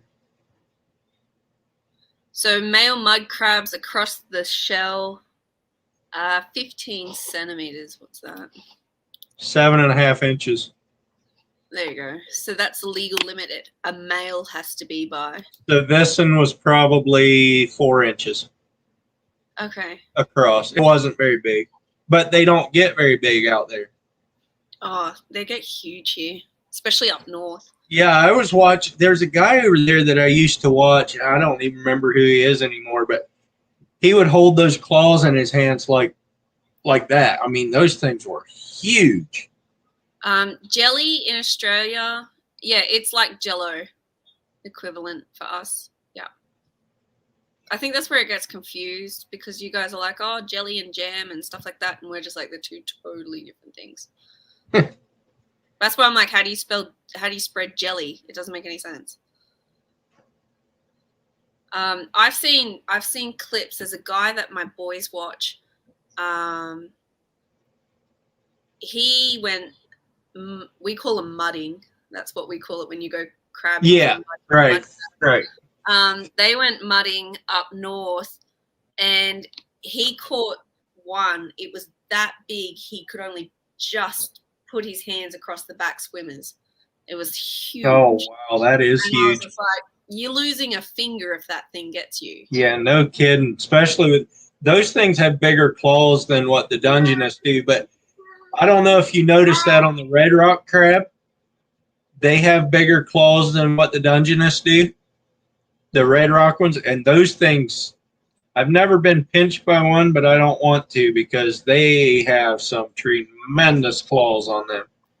Yeah, we don't get the big mud crabs down here because we don't have the mangrove system for it. But we get a lot of blue swimmer crabs up here. Yeah. Yep, I've seen those. Yeah, they're kind of sweet flesh. They're more sweeter than a mud crab, so they're quite popular. So, on a mud crab, what about the other legs other than the claws? Is there a lot of meat in those too? So your two big claws at the front, they're your feeder claws. That's where the main amount of meat is. You can get them. You can get a decent kind of like portion of meat in all the legs, bar the last two, your swimmers. Yeah. There's pretty much no meat in there whatsoever. Right. And then you can get big chunks of meat in like in the body part. Outside of your main shell. There's big, we call them wings, so they're just like a wing of meat. Yeah. Around the rib cage. That's about like our red rock crabs. Their claws are most of the meat. And actually what we didn't show it in that video. Yeah, we're still here. Not for very long yet, but we're still here. In that video, we didn't show it, but we did. It is legal here to take just the claws from those red rock. Oh, really? We started doing that. A lot of people will take both of them, which I don't like to do because then they can't. It's hard for them to eat. Yeah. So I popped one off of about 2 or 3 of them, and then I decided that we had way more Dungeness than we were ever going to use anyway. Why take a claw off of a lesser crab? Yeah. And anyway, so we just quit taking the claws off of them and threw them back anyway. Did Sandy see the last comment? Jello is a thick, slurpable, watery texture. Jelly is more gelatinous than that. So our jelly would probably be your jelly because we don't get your type of Jello. That's not a thing here. No. Jello would be like a salad course or a dessert course, depending on.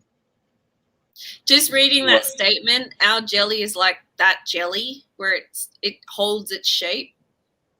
We don't have a watery type of jelly thing. Yeah, that would be our jelly that we spread on bread.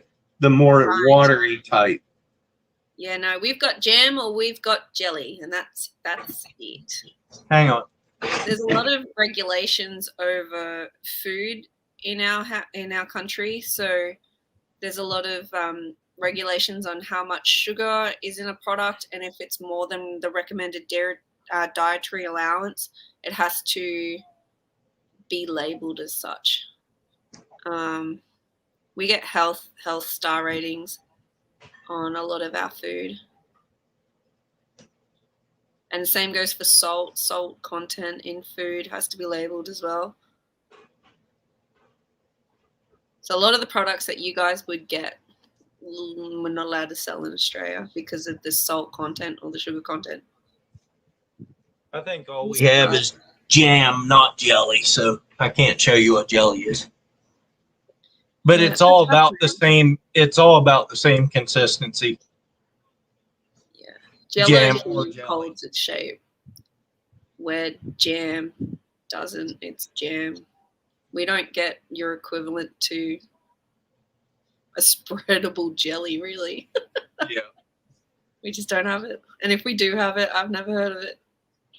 I mean, you might be able to get it in, we have specialty stores that sell a lot of international products. Yeah. So we might be able to find it in there. I know that's where we can find Reese cups and stuff like that. But what's that? Like your Reese buttercups or whatever you call them. What's that? The peanut butter chocolate cup looking thing from America. I know what you're talking about. I'm just being dumb. Yes, you do. They're candy. Reese's peanut butter cups. I know what you're talking about. I'm just being stupid. I ate 2 of them today. Well, there you go. We don't get them in like a local supermarket. We have to go to specialty stores for those. Yeah, everything's labeled.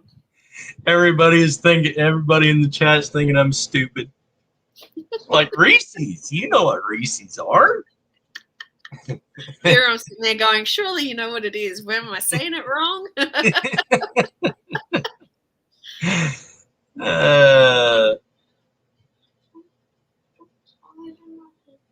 Go for sleep. Have a drink of water and go for sleep. There you go. Alicia looked it up. Hang on a minute, mate. Jello means dessert.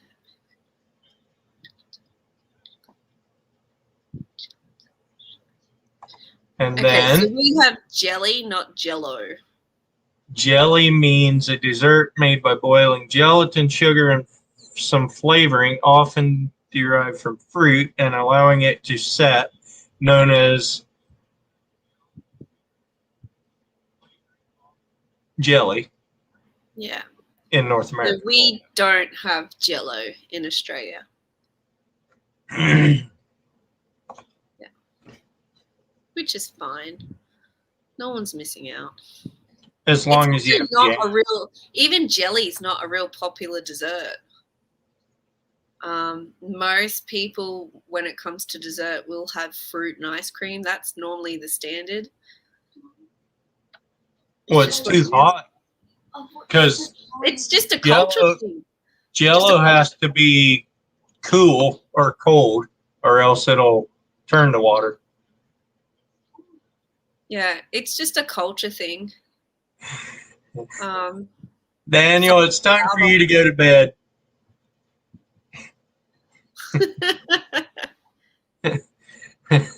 It's time for me to go to bed too. That's funny. I don't know. A lot of Aussie made lollies and what you guys would call candy. That's more popular, like Minties, Redskins, Super Dupers. I don't know. They're kind of just Australian things. Fairy floss, fairy bread. So it's just stuff that you guys don't get.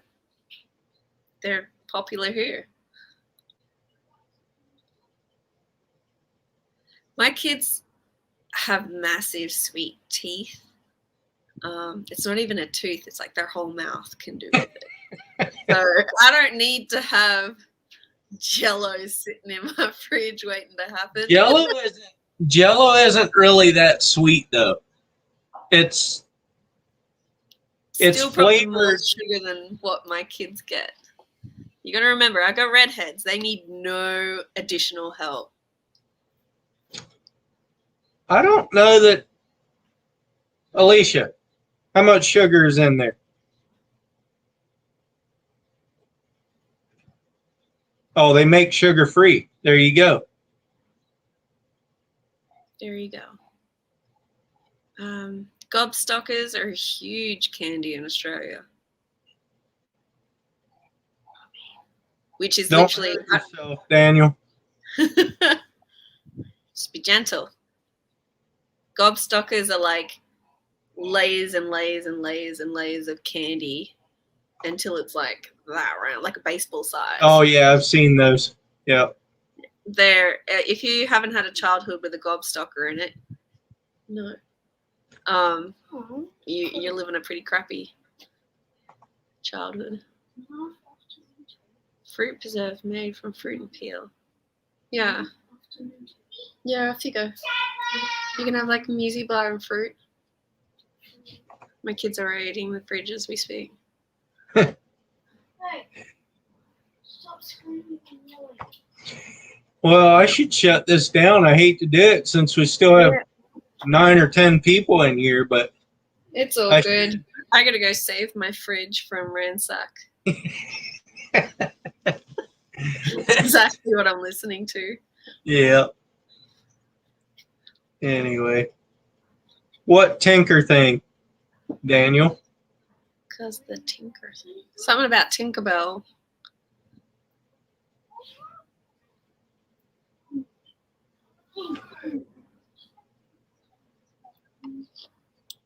Maybe it's something I don't know about. I don't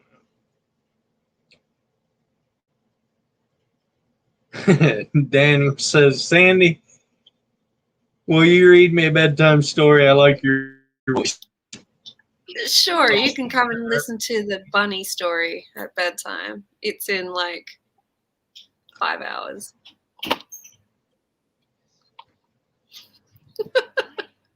That's Go get when yourself another Australian. Okay. Aquarius has a nice voice to listen to. He could read you a bedtime story. He'll get Alicia to read him a bedtime story.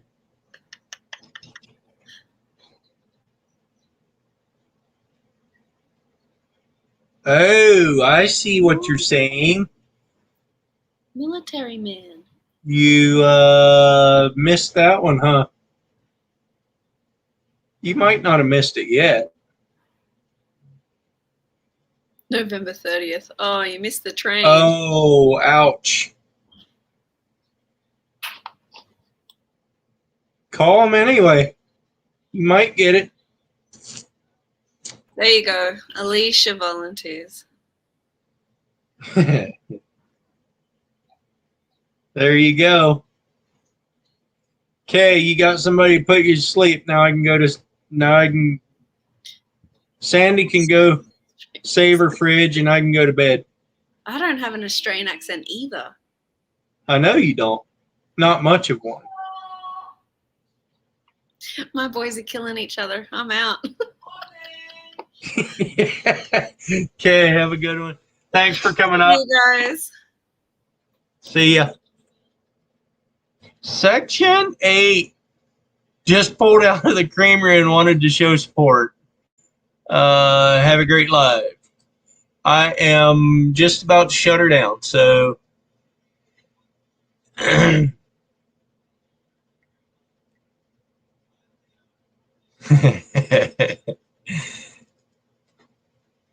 yeah, hers is the first time she came up on my live, Daniel. I thought she wasn't even from Australia, but I could tell it a little more today. But all right, I'm gonna shut her down and get to bed. So thank you guys for hanging out. I really, really appreciate it. And have yourself a wonderful night. Peace out.